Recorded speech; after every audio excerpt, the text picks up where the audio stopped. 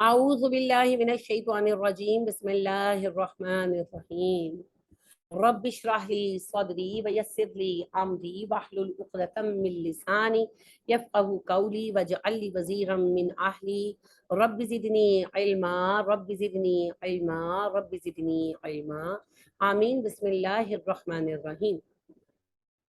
سورہ بقرہ ہم پڑھ رہے ہیں اور آیت ہے 99. وا اور لا لام تاکید ہے. قد بے شک لقد جو ہے یہ باقاعدہ ایک کمپاؤنڈ ورڈ بن چکا ہے. وا الگ ہے، لا الگ ہے، قد الگ ہے، لیکن کیا ہے یہ سب مل چکے ہیں، مل کر کمپاؤنڈ بنا ہے. والا قد بلا شک و شبہ یہ ایز اٹ از بہت جگہ پر یوز ہوتا ہے. جیسے وین اور ایور الگ الگ ہے، مگر وین ایور ایک اکٹھا جو ہے کمپاؤنڈ بن چکا ہے. اسی طرح یہ بھی ایک اکٹھا کمپاؤنڈ بن چکا ہے. والا قد بلا شک و شبہ. انزلنا ہم نے اتارا. انزلہ نون زالام سے آپ کا جانا پہچانا لفظ ہے، نا ضمیر ہے. انزلنا ہم نے اتارا. اچھا اگر شروع میں نون آ جائے ننزلہ تو وہ بھی ہوگا ہم نے اتارا، اور انزلنا ہم نے اتارا. دونوں میں فرق کیا ہے؟ ماضی اور مضارع کا. آخر میں نون زبر الف نہ آیا تو یہ ماضی ہے، اور شروع میں نون آ گیا، نو آ گیا شروع میں، تو وہ مضارع ہے. مضارع کیا ہوتا ہے؟ مضارع ہوتا ہے حال بھی اور مستقبل بھی، دونوں کے لیے یوز ہو سکتا ہے. وہ اتارے گا، وہ اتارتا ہے. اب یہ کیسے پتا چلے گا کہ حال ہے یہ مستقبل ہے؟ اس کی کچھ علامتیں ہیں، وہ بعد میں دیکھیں گے. ابھی سمجھنے کی بات یہ ہے کہ اگر نہ آخر پہ آیا انزلنا ماضی ہے، اور اگر شروع میں آیا ننزلہ وہ مضارع ہے. اگر تا آخر میں آیا انزلتا ماضی ہے. اگر تا شروع میں آیا تنزلہ مضارع ہے. ٹھیک ہے. اگر یا آخر میں آیا مائی معنی تو یہ ماضی ہے. یا شروع میں آیا یؤمنون مضارع ہے، یوقنون مضارع ہے. ٹھیک ہے. یہ چھوٹی سی بات سمجھ میں آئی؟ مضارع کی علامتوں میں ہوتا ہے شروع میں نون آنا، نون پیش نو آنا، شروع میں تا آنا، شروع میں یا آنا. وہ لفظ کا حصہ نہیں ہونا چاہیے. ایک تو لفظ کا اپنا حصہ ہو سکتا ہے نا، تو اگر وہ لفظ کا اپنا حصہ ہے تو پھر تو معاملہ چینج ہو جائے گا.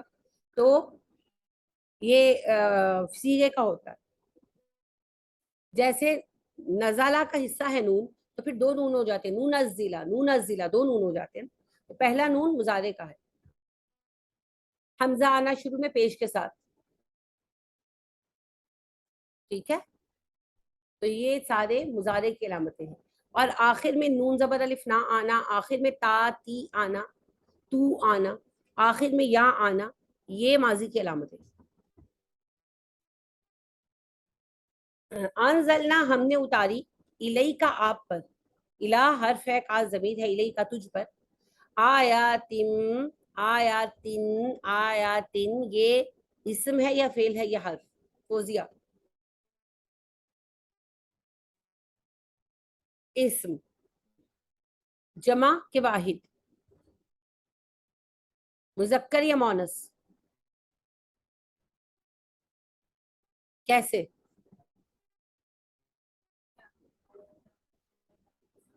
حرف جر مذکر مونس کی علامت نہیں ہے، اور حرف جر نہیں ہے، صرف جر ہے. اچھا بولے کوشش کریں. حرف جر اور چیز ہوتی ہے، جر ہے، جر زیر کو کہتے ہیں. حرف جر وہ حروف ہوتے ہیں جو جر دے دیتے ہیں، جیسے با زیر بھی، با آ جائے تو وہ حرف جر ہے. یہاں حرف جر کون سا ہے؟ چلے یہ بھی بتائیں. آیاتن کو آیاتن کس حرف نے کیا؟ یہ بعد میں بتائیں، پہلے بتائیں مونس کی علامت. کوئی اور ٹرائی کرنا چاہتا ہے؟ ہینڈ ریز کریں، بولے گا کوئی نہیں. جی عفت بتائیں. السلام علیکم ورحمۃ اللہ. وعلیکم السلام ورحمۃ اللہ وبرکاتہ. میم آخر میں جو تے آیا یہ مونس کی علامت ہے. جی تا گول ہو یا تا پورا ہو. گول تا کو کہتے ہیں تائے مربوطہ، اس کو کہتے ہیں تائے تامہ. یہ پورا ہے نا، ایک گول تا ہوتا ہے نا ہا کی طرف، دو نقطوں والا, اسے کہتے ہیں تائے مربوطہ. وہ بند ہو جاتا ہے نا, ربط ہوتا ہے بند ہو جانا, تو مربوطہ. عربی نام ہے, دل چاہے تو یاد کر لے, نہ یاد کرنا ہو تو نہ. گول تا پورا تھا, تو گول تا کو عربی میں کہتے ہیں تائے مربوطہ, اور اس تا کو, پورے تا کو کہتے ہیں تائے تامہ. ٹھیک ہے, تو گول تا آئے یا پورا تا آئے, تائے مربوطہ ہو یا تائے تامہ ہو, یہ علامت تانیث ہے, مؤنث کی علامت ہے. اچھا میں آپ کو مثال دوں گی, ابھی پتہ لگ جائے گا. مؤمن مذکر ہے, مؤمن مذکر ہے, مؤنث کیا ہے اس کا؟ اونچی بولے. مؤمنتن ہوتا ہے نا, زیر تو جب آئے گی تب آئے گی. ٹھیک ہے, مؤمنتن. اچھا اب مؤمنون کی جمع ہے مؤمنون, مؤمنون. اب مؤمنتن کی جمع کیا ہے؟ جی عائشہ آپ بتائیں. مومناتن. مؤمناتن. صالحن, صالح مرد, اس کا مؤنث کیا ہے؟ صالحاتن, گول تا کے ساتھ, صالحاتن, ایک نیک عورت. اب جمع آ گیا صالحون, صالح مرد, اس کی جمع مؤنث آئے گی صالحاتن. اردو میں بھی ایسے بناتے ہیں, امن ماں, جمع امہاتن. تو تا جو ہے یہ تانیث کی علامت ہے. تا جو ہے مؤنث ناموں میں آتی ہے, چاہے گول ہو چاہے پوری ہو. تو جس اسم کے آخر میں تا آ گئی وہ کیا ہوگا؟ مؤنث ہوگا. کلیئر؟ اچھا اب آئیں, یہ مؤنث ہے, یہ بالکل یہ نکیرہ ہے یا کہ معرفہ ہے؟ فوزیہ جلدی بتائیں. جی جی یہ آپ کمپلیٹ کریں گے. نکیرہ ہے. نکیرہ کی علامت کیا ہے؟ تنوین. تنوین نکیرہ کی علامت ہے. ٹھیک ہے, اچھا جی. اب میرا کوشچن یہ تھا کہ آیاتن کو آیاتن کیا, جر دی کس نے دی؟ حرف جر کون سا ہے؟ گیس کریں.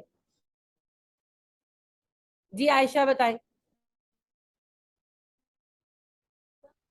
جی حمزہ, سوری حمزہ میں حرف کا بیچ میں بول, ہاں دوبارہ بولیے. آپ سوال کیا کیا تھا وہ بتائیں, یہ بیچ میں بولنا جو ہو گیا آیاتن تھا. کو آیاتن کیا, جر دی. اصل میں جی ہر حرف کے آخر میں عام طور پر پیش ہوتے.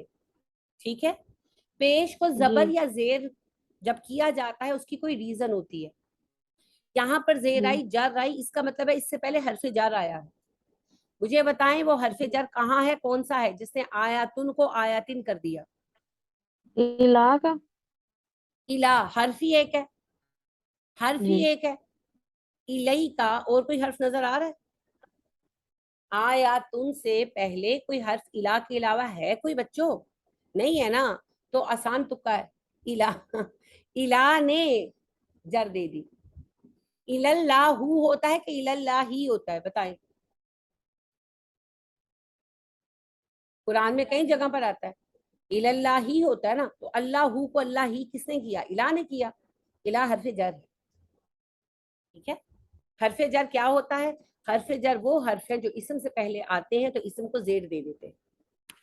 بیناتن, بیناتن اسم ہے, مؤنث ہے, جمع ہے, نکرہ ہے, اور صفت ہے. کیسے صفت ہے جی؟ یہ آیاتن کی صفت ہے نا بھیا, آیتیں جو واضح ہیں. ٹھیک ہے, ہمیشہ یاد رکھے موصوف مذکر ہوگا تو صفت مذکر ہوگی. موصوف, موصوف جس کی صفت بیان کی جا رہی ہے. موصوف مؤنث ہوگا تو صفت مؤنث ہوگی.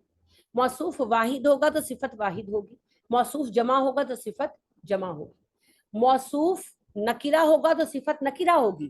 موصوف معرفہ ہوگا تو صفت بھی معرفہ ہوگی. تو صفت اور موصوف باہم برابر ہوں گے. یہ بات سمجھ میں آئی؟ اگر عربی میں کسی اسم کی صفت بیان ہو رہی ہے تو اردو میں بھی آپ کہتے ہیں جس کی صفت بیان ہو رہی ہوتی ہے اسے کہتے ہیں اسم موصوف, اور جو بات بیان ہو رہی ہوتی ہے وہ ہوتی ہے صفت. صفت نہیں, صفت. تو موصوف جمع تو صفت بھی جمع، موصوف واحد تو صفت بھی واحد، موصوف مونس تو صفت بھی مونس، موصوف مذکر تو صفت بھی مذکر، موصوف واحد تو صفت بھی واحد، موصوف جمع تو صفت بھی جمع، موصوف معرفہ تو صفت بھی معرفہ، موصوف نکیرہ تو صفت بھی نکیرہ، دونوں بالکل ہم پلہ ہوں گے. جیسے مؤمن صالح، مومن صالح، مومنات صالحات، المؤمن الصالح، ساتھ معرفہ آ جائے گا. تو جیسا موصوف ہوگا ویسی صفت ہوگی. لہذا دونوں ایک جیسے ہیں، آیاتن اور بیناتن. ہم نے آپ پر اتاری ایسی آیتیں جو بین ہیں، واضح ہیں، کلیئر ہیں. یعنی کہ قرآن کو سمجھنے کے لیے کسی ڈگری کی ضرورت نہیں ہے، کسی عقل سلیم کی ضرورت نہیں، کوئی راکٹ سائنس نہیں چاہیے. دیکھیں قرآن کے اولین مخاطب صحابہ تھے، قرآن عربوں پر اترا تھا فرسٹ ٹائم. تو کن کو ملا؟ مکہ والوں کو، پھر مدینہ والوں کو. کون تھے یہ لوگ؟ پڑھے لکھے تھے، یونیورسٹیوں سے پڑھے ہوئے تھے، ڈگریاں تھیں ان کے پاس، کوئی سائنٹسٹ تھے، میتھمیٹیشین تھے، کیا تھے؟ دیہات کے لوگ تھے، صحرا کے لوگ تھے، ان پڑھ تھے. دنیا میں انہیں کہا ہی امی جاتا تھا.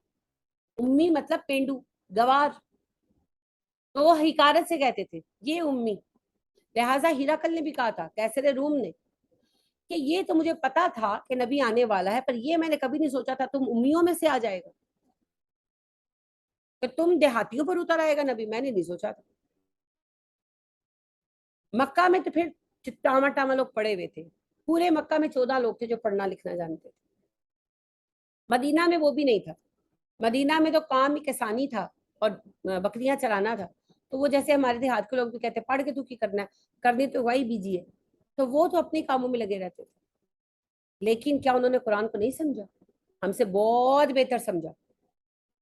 اور یہ دیکھیں جب انہوں نے سمجھا تو کوئی تشریحوں کی کتابیں موجود نہیں تھی، کوئی تفسیروں کی کتابیں موجود نہیں تھی، کوئی لمبے لیکچر دینے والا نہیں تھا. ایک نبی کریم صلی اللہ علیہ وسلم تھے، اور آپ قرآن براہ راست سناتے تھے، وہ براہ راست سنتے تھے اور غور کر کے سمجھ جاتے تھے. تو بھائی قرآن تو آیا ہے ایک فیکٹری ورکر کے لیے بھی، قرآن ایک ٹرک ڈرائیور کے لیے آیا ہے، قرآن ایک کام کرنے والی بچی کے لیے آیا ہے، قرآن ایک بکریاں چرانے والے کے لیے آیا ہے، قرآن عامت الناس کے لیے آیا ہے، پبلک کے لیے آیا ہے. اسی لیے قرآن کو سمجھنے کے لیے صرف ایک چیز کی ضرورت ہے، سمجھنے کی نیت کی. ہدایت کو سمجھنا چاہتے ہیں، قرآن سمجھنے کے لیے آ سکتے، بس اس کو تھوڑی سی توجہ سے پڑھے، اللہ فہم دے دیتے ہیں. لہٰذا ایک خاتون سے میری بات ہوئی، بڑی خوبصورت بات ہوئی، کوئی 8-10 سال پرانی بات ہے. کہیں سے ان کو میرا کانٹیکٹ نمبر ملا، کسی سلسلے میں انہوں نے مجھ سے کچھ ڈسکس کیا، تو مجھے بتانے لگی کہ ویسے میں الہدا سے جڑی ہوئی ہوں، میں جاتی نہیں ہوں لیکن میں سنتی ہوں. تو اس پہ جیسے بات چیت ہوتی ہے کہ کیسے تعارف ہوا وغیرہ. تو انہوں نے مجھے بڑی دلچسپ بات بتائی کہ انہوں نے کہا کہ میں نے اپنے گھر ایک میڈ رکھی لڑکی ڈے اینڈ نائٹ کے لیے، تو وہ بڑی اچھی بچی ہے. تو کچھ دن گزرے تو مجھے کہنے لگی باجی میرا ایک کام کر دیں گی؟ کہتی ہے. میں نے کہا ہاں. تو کہنے لگی وہ ڈاکٹر فرحت ہاشمی ہیں، تو ان کی کیسٹیں ملتی ہیں، تو مجھے ان کی تفسیر کی کیسٹ لا دو، تو میری تنخواہ سے پیسے کاٹ لینا.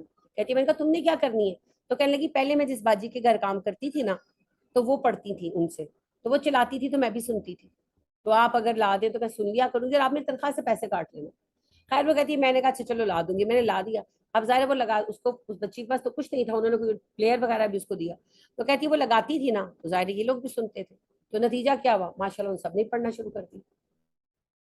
آپ دیکھیں وہ ایک ان پڑھ بچی تھی، وہ کہیں سے پڑھی ہوئی بچی نہیں تھی، اس سے سن سن کر سیکھا، لکھنا پڑھنا اسے تب بھی نہیں آتا تھا.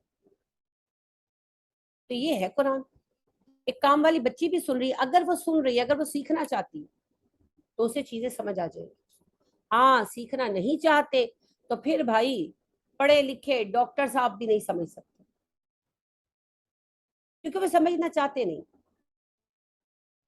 تو نیت اور ارادہ ہو تو اللہ قرآن آسان کر دیتے. تو آیات بینات ہیں. ابھی تک آپ نے جتنا قرآن پڑھا ہے، کون سی ایسی باتیں جو سمجھ نہیں آئی؟ سبھی باتیں سمجھ آنے والی ہیں. تھوڑا سا غور و فکر کرنا پڑتا ہے, لیکن وہ تو ہر کسی کی بات پہ کرنا پڑتا ہے. تو اللہ کہتے ہیں ہم نے واضح آیتیں اتاری, ہم نے کوئی ایسی آیت نہیں اتاری جسے سمجھنے کے لیے آپ کو جا کر کوئی ڈگری لینی پڑے. ان کے قرآن کی کوئی آیت سمجھنے کے لیے ایون جو میڈیکل سے ریلیونٹ آیتیں ہیں تو آپ کو جا کر کوئی گائناکالوجسٹ نہیں بن جانا پڑتا, یا آپ کو جیسے دل کا بیان ہے یا آفاقی نشانیاں بیان ہوئی ہیں تو آپ کو جا کر جو ہے سائنس نہیں پڑھنی پڑتی. وہ کامن باتیں جو سب کو پتا ہے, ہر کوئی جانتا ہے. جیسے بچے کی پیدائش کا ذکر ہوا ہے تو جن مراحل کا ذکر ہوا سب کو پتا ہے. اس کا مطلب یہ نہیں کہ آپ میڈیکل سائنس پڑھیں گے تو سمجھ آئے گی. تو یہ عام نشانیاں, یہ وہ نشانیاں جو آپ کی میری زندگی میں دن رات ہماری نظروں سے گزرتی ہیں. تو اللہ کہتے ہیں قرآن کی آیتیں واضح ہیں. وما نہیں یکفرو انکار کرتا, اس کا وا اور ما حرف ہے, آپ کو پتا ہے. یکفرو انکار کرتا, وہ سنگولر ہے جی. یا علامت کس کی ہے میں نے بھی بتایا تھا, مضارع کی. تو اگر واو نون آ جاتا تو جمع ہو جاتا. یکفرونا وہ انکار کرتے, یکفرو وہ انکار کرتا سنگولر ہے, ٹھیک ہے. یکفرو یکفرو یکفرونا سنگولر, وہ ایک انکار کرتا. اصل میں یہاں انسان کو بیان کیا جا رہا ہے کہ انسان اس کا انکار نہیں کرے گا. یہاں ساتھ اس کا ہا کی ضمیر آیات کی طرف ہے. اللہ سوائے الفاسقون فاسقوں کے. الفاسقون اسم ہے, جمع ہے, مذکر ہے. اللہ کہتے ہیں ان آیات کا انکار نہیں کرتا انسان سوائے ان کے جو فاسق ہوں. اب فاسق کون ہے؟ اب پہلے پڑھا ہے, کہاں پڑھا بتا سکتا ہے کوئی؟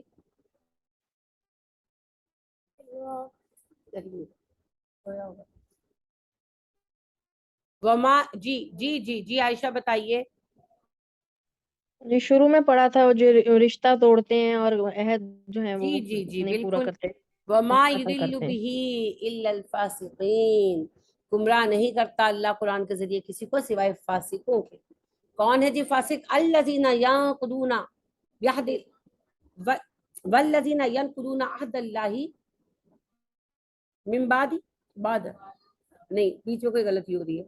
الذین ینقضون عہد اللہ من بعد میثاقہ ویقطعون ما امر اللہ به ان یوصل ویفسدون فی الارض. ٹھیک ہے, تو جو اللہ کا عہد پورا کرنے کے بعد اسے توڑ دیتے ہیں. یہاں پھر دیکھیے اللہ کہتے ہیں قرآن کا انکار سب وہ کرتے ہیں جو فاسق ہیں. اور پھر اب دیکھیں اللہ آگے کیا کہتے ہیں. اللہ کہتے ہیں آ کیا وا اور کلما جب کبھی بھی, ابا کلما کیا ایسا نہیں ہے کہ جب کبھی بھی, آہدو انہوں نے عہد کیا, ماضی ہے جی, اس فعل ہے ماضی ہے.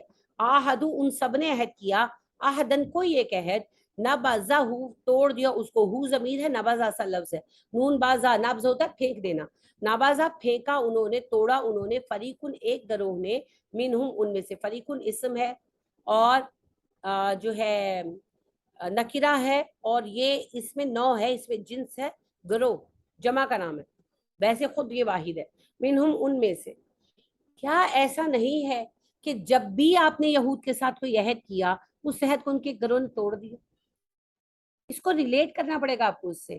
اللہ کہتے ہیں فاسقوں کے سوا قرآن کا انکار کوئی نہیں کر سکتا, اور فاسق وہ ہیں جو اللہ کا عہد توڑتے ہیں, رشتے کاٹتے ہیں اور فسادی ہیں.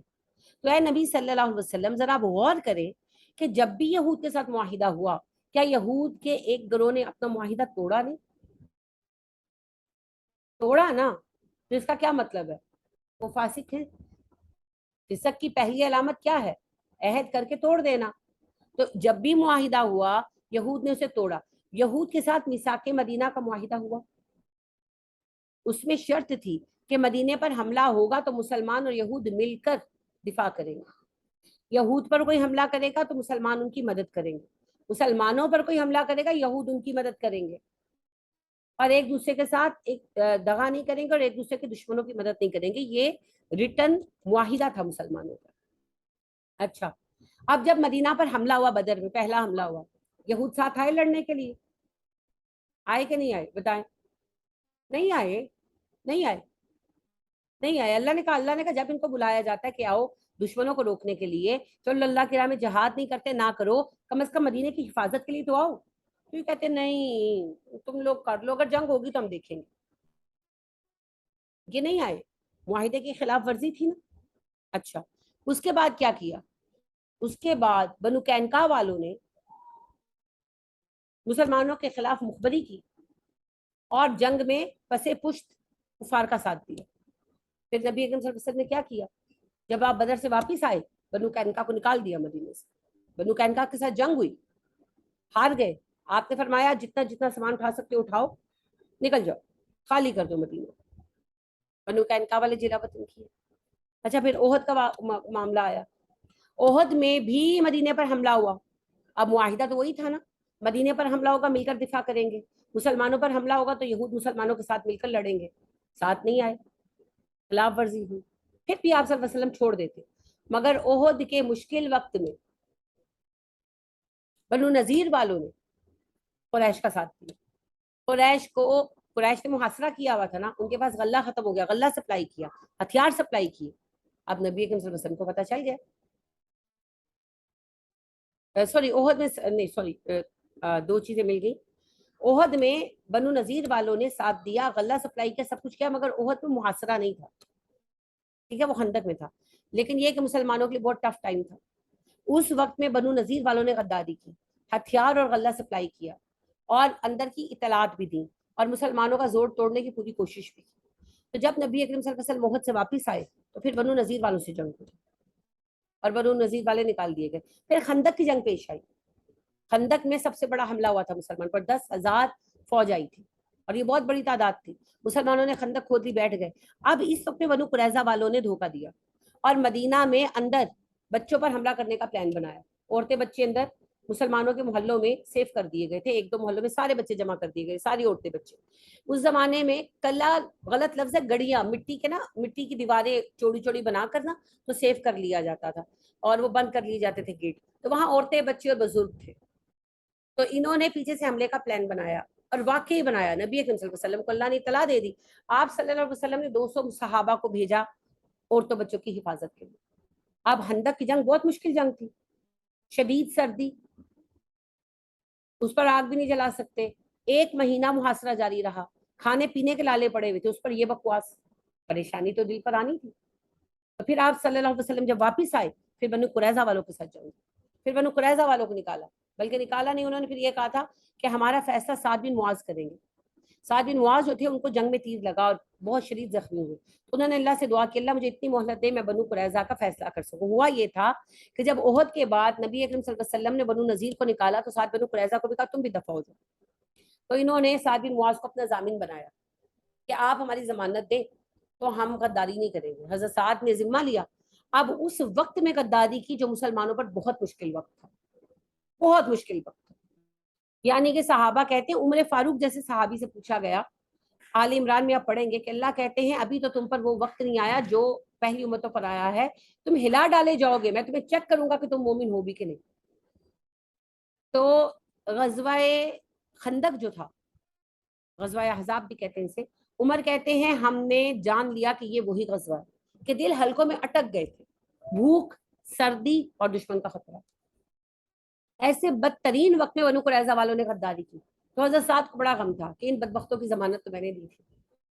تو اس لیے حضرت سعد نے دعا کی, اللہ مجھے ان کا فیصلہ کرنے تک زندہ رکھ. تو ان کا زخم جو تھا نا وہ بہتر ہو گیا تھوڑا.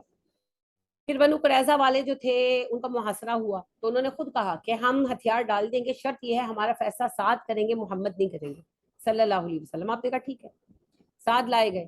حضرت سعد نے کہا میں تمہارا فیصلہ توریت کے مطابق کرتا ہوں. تمہاری توریت کا حکم یہی ہے کہ جب تم کسی پر غلبہ پاؤ, جنگجو مردوں کو قتل کر دو, عورتوں بچوں کو غلام بنا لو. میں یہی فیصلہ نافذ کرتا ہوں. پھر جنگجو مرد قتل کر دیے گئے, عورتیں بچے غلام بنا دیے. اس کے بعد حضرت سعد جو تھے ان کا علاج چل رہا تھا, مسجد نبوی کے صحن میں خیمہ لگوا لیا تھا نبی اکرم صلی اللہ علیہ وسلم نے, اور سعد وہیں رہ رہے تھے. تو وہ سب لوگ مسجد میں موجود تھے, لیکن ایسا ہوا کہ ایک بکری خیمے میں گھسی اور وہ ان کا زخم تھا بازو پر, دل اور بازو کے مابین کہیں پر تھا, تو وہ اس پر اس کا پیر آیا تو وہ زخم کھل گیا. ٹانکے تو ہوتے نہیں تھے اس وقت میں, زخم کھل گیا تو اتنی بلیڈنگ ہوئی کہ وہ بلیڈنگ سے بیچارے فوت ہو گئے. خون خیمے سے باہر حصہ تو لوگوں کو پتا چلا. تو اللہ نے ان کی دعا ایگزیکٹلی قبول کی, انہوں نے سب بنی قریظہ کا فیصلہ کیا, پھر وہ شہید ہو گئے. تو اب دیکھیں 3 جنگیں ہوئی اور تینوں جنگوں میں ایک ایک گروہ نے غداری کی نا. یہی اللہ کہہ رہے ہیں یہ فاسق ہیں. آپ نے دیکھا نہیں, جب بھی معاہدہ ہوتا ہے ایک نہ ایک گروہ معاہدہ توڑ دیتا ہے. تو اگر کوئی قرآن سے بھاگتا ہے تو پھر اسے اپنا جائزہ لینا چاہیے، وہ فسق میں مبتلا ہے. قرآن میں کوئی کمی نہیں ہے. قرآن کا اثر تو ایسا ہے. ایک واقعہ میں آپ سے سناتی ہوں، بے شمار واقعات ہیں. ایک واقعہ سناتی ہوں کہ ایک خاتون جو ہیں وہ مسلمان ہوئی ماشاءاللہ، مریم نام رکھا، امریکن لڑکی ہیں. تو وہ یہ ہوا کہ یونیورسٹی میں پڑھتی تھی، وہاں ان کی ایک مسلمان لڑکی سے دوستی ہو گئی.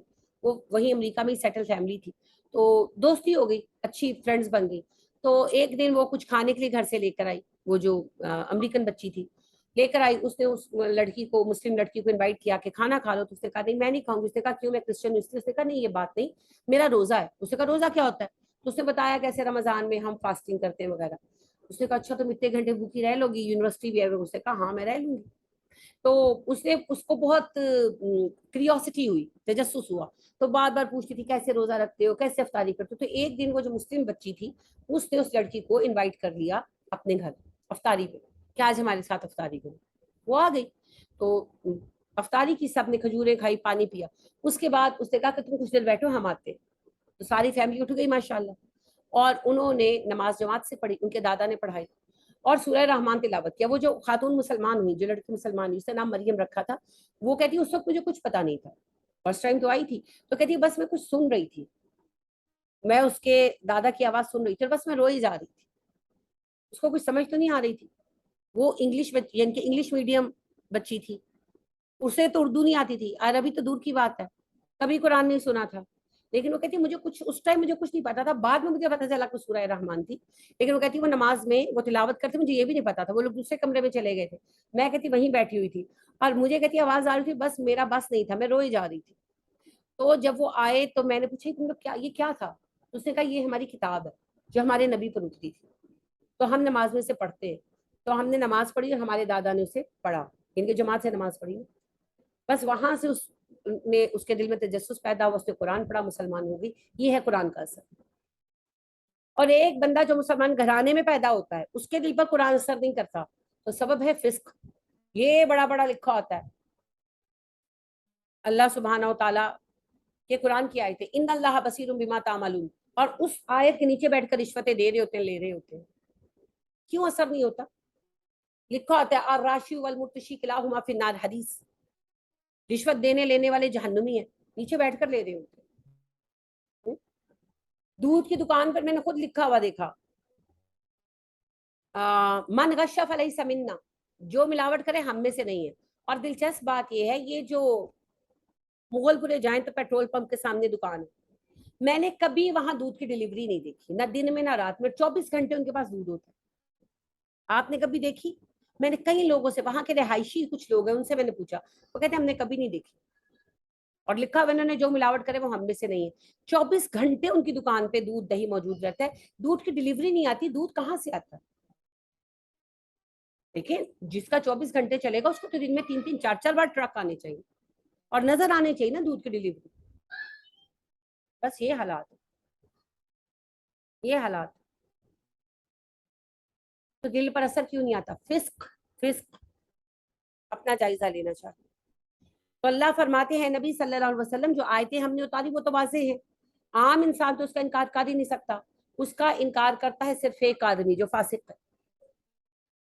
لہٰذا میں نے آپ سے پہلے بھی بات کی تھی شاید، اسد اللہ غالب یہودی تھے، یہودیت کا نام میں بھول گئی ہوں. الجزیرہ ٹیلی ویژن کے ساتھ اٹیچ تھے اور ان کو اسائنمنٹ ملا، مصر میں خانہ جنگی چل رہی تھی کچھ، اس کو کور کرنے کا. جیسے رپورٹرز بھیجے جاتے ہیں تو وہ وہاں بھیجے گئے، تو وہاں وہ کام کرنے لگے. تو ظاہر ہے کہ وہ جو ہوتے ہیں نا یہ ٹیررسٹ گروپ، یہ اندر اندر ہوتے ہیں، تو ان کے لیے پھر اندر گھلنا ملنا پڑتا ہے نا. تو یہ بھی اندر اندر لوگوں میں گھلے ملے. تو انہوں نے مسلمانوں کو قریب سے دیکھا. اب کیا ہوا کہ جب 2 سال کا کانٹریکٹ تھا وہ ختم ہو گیا، انہوں نے استعفیٰ دے دیا جاب سے، اور انہوں نے فیصلہ کیا میں مسلمانوں کی تہذیب پہ کتاب لکھوں گا. اب کتاب لکھنے کے لیے اور مسلمانوں سے ملنا جلنا پڑا، گھروں کے اندر جا کے لوگوں سے ملنا پڑا، مساجد کے اندر جا کے ملنا پڑا. اب کیا ہوا؟ اسلام نظر آنے لگا، کچھ نہ کچھ قرآن بھی دیکھنا پڑا. اب کوشچن ریز ہوئے، تو پھر یہ جا کر علامہ مراغی سے ملے. اس وقت علامہ مراغی حیات کے بہت بوڑھے ہو چکے تھے. یہ جا کر ملے، ان کو کہنے لگے میرے کچھ کوشچنز ہیں، میں اس طرح جیو ہوں، یہودی ہوں، میں نے بڑے قریب سے اسلام کا مطالعہ کیا, مسلمانوں کا مطالعہ کیا, لیکن کچھ کوشچنز ہیں مسلمانوں کی گروہ بندی, فرقہ واریت. انہوں نے کہا بیٹے میری بات سنو, یہ بالکل ینگ تھے اسد اللہ غالب اس وقت. انہوں نے کہا بیٹے میری بات سنو, اسلام کا مطالعہ کرنا ہے نا تو قرآن سے کرو اور حدیث سے کرو, مسلمانوں کو دیکھ کر مت کرو. آج مسلمانوں میں سے چیدہ افراد کے سوا کوئی قرآن کا پرتو نہیں ہے. اس کے بعد انہوں نے قرآن کا تھورلی مطالعہ کیا, ڈیٹیل مطالعہ کیا, اور مسلمان ہوئے. اور کسی یہودی کا مسلمان ہونا بہت بڑی بات ہے. مسلمان ہوئے اور پھر انہوں نے قرآن کا بہت اچھا ترجمہ بھی کیا. اس وقت یورپ میں, امریکہ میں زیادہ وہی ترجمہ چلتا ہے. یہ ہے قرآن کا اثر. دل اگر آپ کا مومن ہے تو قرآن اثر ضرور کرے گا, اور اگر دل میں ایمان نہیں ہے تو قرآن اثر نہیں کرے گا. تو اگر اثر نہ ہو رہا ہو تو پھر اپنے دل کو چیک کرنا چاہیے. قرآن تو کتاب حق ہے. بلکہ اکثرهم, ان کی اکثریت, لا یؤمنون, ایمان نہیں لانے والی, ان کی اکثریت بے ایمانوں کی ہے, وہ ایمان نہیں لائیں گے. کن کی جی؟ یہود کی. اور یہ تو اس وقت کے لیے کہا گیا, اب کس کی؟ فاسقوں کی. پھر چاہے ان کے نام محمد, علی اور فاطمہ اور زینب ہی کیوں نہ. اگر قرآن پر عمل نہیں ہے تو ایمان کس بات کا ہے بھائی؟ ایمان کا مطلب ہوتا ہے مان لینا. آپ کہتی ہیں, لیٹ سپوز آپ کہتی ہیں مجھے ہچکی لگی ہوئی ہے, میں کہتی ہوں پانی پی لو رک جائے گی, آپ نے میری بات مان لی تو کیا کریں گے؟ جواب دے. اگر آپ نے میری بات مان لی تو کیا کریں گی؟ اٹھ کر پانی پیوں گی. اور اگر آپ کہتی ہیں اچھا رکتی نہیں ہے تو اس کا مطلب کیا ہے؟ نہیں مانی. اچھا بس آپ نے ایویں کہہ دیا بات ٹالنے کے لیے. تو اگر قرآن کو پڑھ کر سمجھ کر میں شرک کرتی ہوں, بے نمازی پھرتی ہوں, بے پردہ پھرتی ہوں, تو اس کا مطلب ہے میں نے ماننا کوئی نہیں, بس ایک حجت ہی ہے. کیونکہ اگر میں مان لوں گی تو پھر میں چینج ہونے کے لیے ایڑی چوٹی کا زور لگاؤں گی نا. کیونکہ ایمان کا مطلب ہے مان لینا, تو مان لینے کے بعد ہلو حجت نہیں ہوتی. ماؤں سے مار بھی پڑتی ہے نا, ہمیں تو یہ چیز فیس کرنی پڑتی ہے نا, جیسے بچوں کو کہیں کہ اٹھ کے سبق پڑھ لو.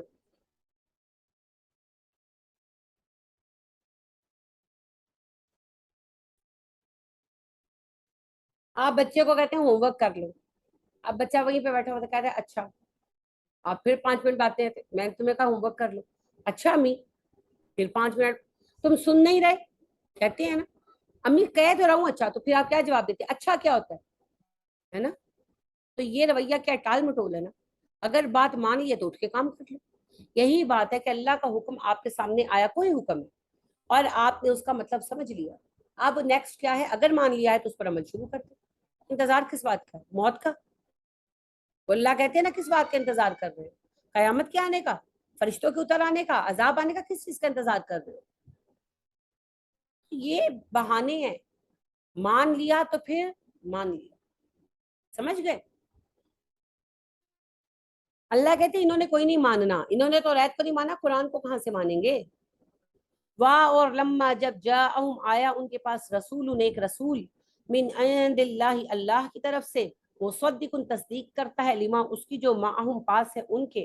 جب ان کے پاس ایک رسول آیا جو ایسی کتاب لے کر آیا اللہ کی طرف سے جو ان کے پاس موجود کتاب کی تصدیق کرتی ہے, یعنی کہ محمد صلی اللہ علیہ وسلم ہمارے پیارے نبی آئے اللہ کی طرف سے کتاب اللہ یعنی قرآن لے کر, جو تصدیق کرتی ہے توریت کی.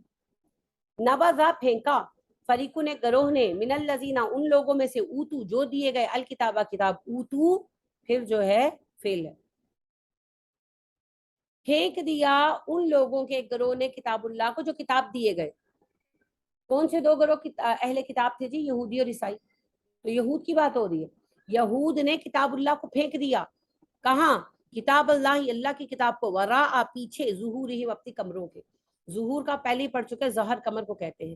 کتاب اللہ وراء ظہورہم, انہوں نے اپنی کتاب کو, اللہ کی کتاب کو کمروں کے پیچھے پھینک دیا. کیا مطلب ہے؟ یہود جو تھے ان کے پاس کتاب تھی توریت. توریت میں نبی کریم صلی اللہ علیہ وسلم کی نشانیاں, پیشگوئیاں موجود تھیں. آپ بچوں کے ساتھ ہی کھیل کرتے ہیں, بچہ کوئی چیز لینے کی ضد کر رہا ہوتا ہے, آپ نہیں دینا چاہتے, آپ کمر کے پیچھے پھینک دیتے, نظر نہیں نہ آتی, تو آپ کہتے چڑیا لے گئے, ہے نا. یہ چھوٹی چھوٹی چیزیں چلتی ہیں. تو پس سے پشت پھینکنا ہوتا ہے بھول جانا. اگر کوئی چیز صوفے کے پیچھے گر جائے, بھول جاتے ہیں نا, وہ پھر نکلتی ہے تو یاد آتی ہے نا. تو پس سے پشت ڈالنا محاورہ ہے. مطلب کیا ہے؟ بھول جانا. کہ انہوں نے کتاب اللہ کو نظر انداز کر دیا. جب نبی کریم صلی اللہ علیہ وسلم آئے تو اس ضد میں کہ یہ بنی اسماعیل سے کیوں آئے، بنی اسرائیل سے کیوں نہیں آئے، انہوں نے توریت کو نظر انداز کر کأنہم ایسے بنے ہوئے ہیں لا یعلمون جیسے جانتے ہی نہیں، اور وہ ایسے دکھا رہے ہیں، ایسے بنے ہوئے جیسے انہیں پتہ ہی نہیں۔ نبی کریم صلی اللہ علیہ وسلم نبی ہیں، اس بات سے ایسے انجان بنے ہوئے جیسے انہیں پتہ ہی نہیں کہ وہ نبی ہیں۔ حالانکہ اللہ نے کیا کہا کہ آپ کیسے پہچانتے ہیں نبی، جیسے اپنے بیٹوں کو پہچانتے ہیں۔ وَاتَّبَعُوا پیچھے لگ گئے، ماں اس چیز کے جو تتلو پڑھتے تھے، الشیاطین شیاطین علی ملک سلیمان، سلیمان کے اہل حکومت میں۔ یہ لوگ سلیمان کے زمانے حکومت میں بھی پیچھے لگے ہوئے تھے اس علم کے جو شیاطین پڑھتے تھے۔ سلیمان علیہ السلام کا ہی ذکر کیوں ہوا؟ اندر میں بڑا کولر تھا، اس میں پانی، مجھے پانی لا کے، میرا گلا دکھ رہا ہے۔ سلیمان علیہ السلام کا زمانہ یہود کا پیک کا زمانہ تھا۔ یہود کو جو شوکت سلیمان علیہ السلام کے زمانے میں ملی، نہ اس سے پہلے ملی نہ اس کے بعد میں، تو اپنے پیک ٹائم میں بھی یہ کہاں لگے ہوئے تھے؟ جادوگروں کے پیچھے، بابوں کے پیچھے۔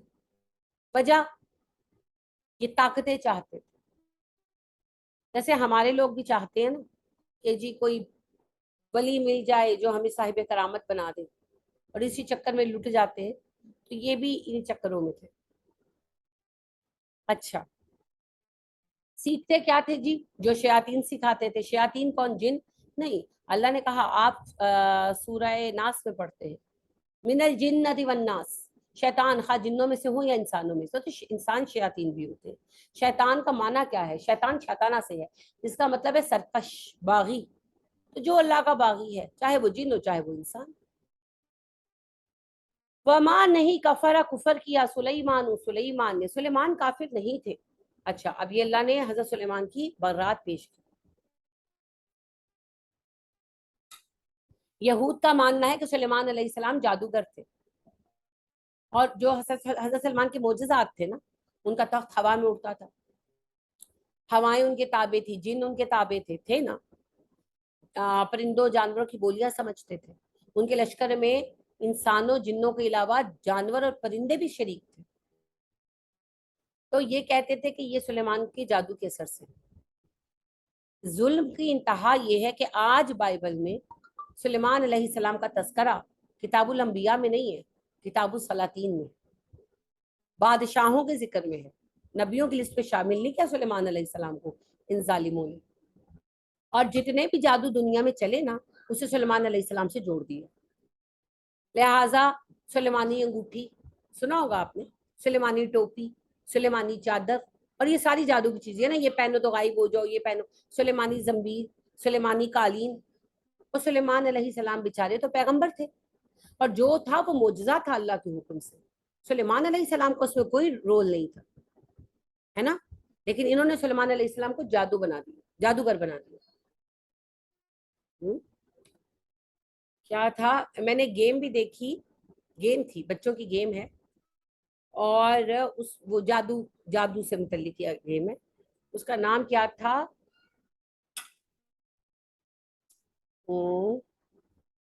اب میں فرسٹ اس کا ورڈ بھول گئی ہوں، وہ شروع کا جو لفظ تھا میں بھول گئی ہوں، ڈیش آف سولومن، ان کے سلیمان کی گیم، یا جو شروع میں جو لفظ تھا میں وہ بھول گئی ہوں، کنگڈم آف سولومن تھا، کچھ ایسا ہی لفظ تھا، ٹھیک ہے۔ تو مطلب کہ وہ جادو تو متعلق تھی نا، تو وہ سلیمان علیہ السلام کو جادوگر بنا دیا اس میں۔ یہود سے یہ بات مسلمانوں میں بھی آئی۔ آپ کو وظیفوں کی کتابوں میں ملے گا دانہ سلیمانی کا عمل، انگشتری سلیمانی بنوا لو، اور کوئی انگشتری نہیں تھی سلیمان علیہ السلام کے پاس، بکواس باتیں، وہ تو اللہ کا فضل تھا بس۔ تو ان لوگوں نے جو باتیں عام کی سلیمان علیہ السلام کے بارے میں کہ سلیمان جادوگر ہے، اور جو طاقت ان کے پاس ہے وہ جادو کی وجہ سے ہے، اور ان بات کو عوام نے مانا، اور وہ اپنے طور پر وہ وظیفے ڈھونڈنے کی کوشش کرنے لگے، جن کو پڑھ کر سلیمان علیہ السلام جادوگر بن گئے تھے۔ اور ہمارے ہاں بھی یہ باتیں پائی جاتی، دعائے سلیمانی، یہ دعا سلیمان علیہ السلام پڑھتے تھے تو اس کو پڑھ کر وہ یہ کرتے تھے، تم کرو تم بھی کر لو۔ یہ وہی مینٹالٹی ہے، یہود سے ہمارے اندر آئی ہے. تو اللہ کہتے ہیں وما کفر سلیمان، سلیمان نے کفر نہیں کیا. دو باتیں، پہلی بات کیا بتا رہے ہیں اللہ، سلیمان جادوگر نہیں تھے. اور دوسری بات کیا ہے ہڈن اس کے اندر، جادو کرنا کفر ہے، جادو کرنا کفر ہے. جس نے جادو کیا یا جادو کرایا اس نے کفر کا ارتکاب کیا، اللہ کے لائے دین کا انکار کر دیا. کیونکہ جادو کیا ہے، جادو ہے شیاطین جنات سے مدد مانگنا. اس میں کچھ منتر ایسے پڑے جاتے ہیں شرکیہ، جس کی وجہ سے شیاطین جنات مدد پر آمادہ ہو جاتے ہیں. اور بعض اوقات قربانیاں بھی دی جاتی ہیں، یعنی کہ جیسے کہتے ہیں نا اکثر بابے کہ بھئی کالی مرغی لو فلانے ویران جگہ پہ چھوڑ دو، کالا بکرا لو فلاں جگہ پہ چھوڑ دو، اچھا اتنا گوشت ہو چھت کے اوپر پھینکاؤ گرمیوں کے دوپہر میں، یا باغ میں پھینکاؤ گرمیوں کے دوپہر میں. یہ جنوں کی نظریں ہوتی ہیں، وہ اٹھا کے کھا لیتے ہیں اور پھر وہ مدد کرنے کے لیے آتے ہیں. ٹھیک ہے، کیونکہ وہ چاہتے ہیں کہ لوگوں کو جہنمی بنائیں. تو یہ سب سے آسان طریقہ ہے جہنمی بنانے کا. تو جس نے جادو کیا یا کرایا اس نے شرک کیا اور کفر کیا، اللہ کے دین کا کفر کیا اور شیطان پر ایمان لایا. وہ دوسری بات یہ ہے کہ اس نے یہ مانا کہ میرا یہ کام اللہ نہیں کرے تو شیطان تو کر سکتا ہے. یہ شرک، شیطان کیا کر سکتا ہے بتاؤ، اونچی کولا کرو، آپ بولو شیطان کیا کر سکتا ہے؟ کچھ بھی نہیں کر سکتا. ایک باغی کیا کر سکتا ہے؟ کچھ بھی نہیں کر سکتا. حکومت کا باغی کوئی ہو وہ کیا کر سکتا ہے؟ کچھ بھی نہیں کر سکتا. وسوسہ ڈال سکتا ہے بس، صحیح کہا آپ نے، کسی کو بہکا سکتا ہے. باقی کیا کر سکتا ہے؟ کھیکٹا. تو عیسائیوں سے اور یہود سے عیسائیوں میں آیا، عیسائیوں سے ہم میں بھی آیا کہ جی جن جو ہیں، چونکہ آج کل ہمارے بچے مغربی اسکالرس کو بہت سنتے ہیں تو وہ ان سے متاثر ہیں، لہٰذا یہ بات ینگ لوگوں سے بہت سننے میں آتی ہے کہ جی شیطان سے. مجھے اگلے دن کسی نے کہا، میں درس پر گئی، میں لیٹ ہو گئی، راستے میں جو ڈرائیور تھا رستہ بھول گیا اور سو میں نے کہا بھائی میں تو ٹائم پہ پہنچنے کی نکلی تھی، بہت دیر لگ گئی رستے میں. تو ایک خاتون کہنے لگی شیطان نے بھی تو کچھ کرنا ہے نا. میں نے کہا نہیں جی، میرا تو رستہ رحمان نہیں روکا تھا، شیطان کی اتنی اوقات نہیں. ہمارے ذہن ایسے چلتے ہیں، ہمارے ذہن ایسے ہو گئے. شیطان دولت دے سکتا ہے، شیطان بیماری دے سکتا ہے، شیطان صحت دے سکتا ہے، یعنی کہ جادو کے ذریعے کسی کا علاج ہو سکتا ہے. تو پھر جادو کے ذریعے کون صحت دے گا؟ شیطان دے گا نا. تو شیطان صحت دے سکتا ہے. اچھا شیطان اولاد ہونے سے روک سکتا ہے، شیطان شادیاں روک سکتا ہے، شیطان تقدیر بند کر سکتا ہے. اور شیطان کچھ نہیں کر سکتا بھائی، اس کی اوقات ہی نہیں. اگر شیطان یہ سب کچھ کر سکے تو وہ تو اللہ کا مد مقابل ہو گیا نا. کہ اللہ نے کہا فوزیہ کا بیٹا ہو، شیطان نے کہا نہیں فوزیہ کا بیٹا نہیں ہوگا، اور بیٹا نہیں ہوا تو پھر معاذ اللہ وہ تو اللہ سے زیادہ طاقتور ہو گیا. اللہ پر پاک فرماتے ہیں میری بیٹی کی شادی ہو جائے، جاری کر دیا اللہ نے حکم. شیطان کہتا ہے نہیں اس کی بیٹی کی شادی نہیں ہونی، اور قسمت بند گئی، نہیں ہو رہی. تو پھر بڑا کون ہے؟ اللہ کے شیطان. پہلی بات تو اللہ کے فیصلوں کو روکنے کی طاقت کسی میں نہیں ہے. اور جو ایسا سمجھتا ہے وہ شرک پر کر آتا ہے. اور جو یہ مانتا ہے کہ تقدیر روکی ہوئی کھولے گا بھی شیطان، وہ تو ڈبل شرک کرتا ہے. لہٰذا کفر اور شرک ہے. تو اسی لیے اللہ پاک نے فرمایا سلیمان نے کفر نہیں کیا، اور نبی اکرم صلی اللہ علیہ وسلم نے فرمایا جادو کرنے اور کروانے والے دونوں ہی کافر. کوئی کروانے بھی جاتا ہے نا تو وہ یہ مانتا ہے نا کہ بھئی جادو کے ذریعے علاج ہو سکتا ہے، تو اس نے اللہ کا تو انکار کر دی. تو جادو کے پاس بھی نہیں پھٹکنا. اللہ فرماتے ہیں وما کفر سلیمان، سلیمان نے کفر نہیں کیا، ولیکن لیکن الشیاطین، جو شیطان تھے، کفروا، وہ کافر تھے. البتہ شیطان کافر تھے. کون تھے جی شیطان؟ جادوگر، انسان. یعلمون، وہ سکھاتے تھے، الناس، انسانوں کو، السحر، جادو، وہ لوگوں کو جادو سکھاتے تھے. ایسے سکھاتے تھے، تعلیم دیتے تھے نہیں، منتر کر کے دیتے تو بتاتے ہیں نا کہ بھئی یہ پڑھنا ہے. یا جیسے ایک خاتون نے مجھے بتایا کہ کسی معاملے میں کسی کے اصرار پر وہ چلی گئی ایک بابے کے پاس اور اس تعویذ لکھ کر دیا، اور اس نے کہا اسے وزن کے نیچے رکھو.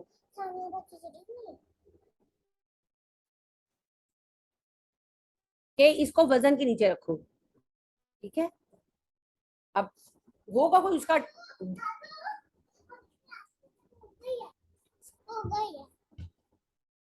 اسی طرح ایک اور خاتون نے مجھے یہ بتایا کہ جو ہے نا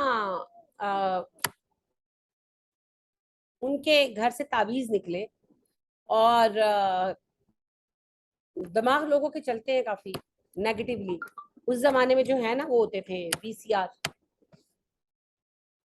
تو اس کا وہ جو ہے نا اس کے اندر رکھا گیا تھا, اور باقاعدہ تعویذ تھا, انہوں نے جو اس کا پرنٹ بھی بھیجا تھا. تو انہوں نے کسی عالم سے دکھایا اور ڈسکس کیا, تو انہوں نے کہا کہ یہ ایسا تعویذ ہے جو گرمی سے اثر کرتا ہے. تو وہ جس نے کیا تھا اس نے اتنا دماغی استعمال کیا کہ اس نے ان کی VCR کے اس کے اندر رکھ دیا. تو وہ جب چلتی ہیں ڈیوائسز تو گرم ہو جاتی ہیں, تو کاغذ کا چولہے میں تو رکھ نہیں سکتی تھی. تو یہ پھر ساتھ انسٹرکشن دیتے ہیں نا, یوں کرو یوں کرو یوں کرو, یہ قبرستان میں جا کر تعویذ دفن کر رہا ہو, یہ فلاں جگہ پہ کر دو, یہ ان ساری چیزوں کے ساتھ کیا ہوتا تھا. لوگوں کو تھوڑا بہت پریشانی ہوتی ہے, وہ تو اللہ کا حکم ہے, لیکن یہ ہے پھر جادو کرنے کا طریقہ سکھانا.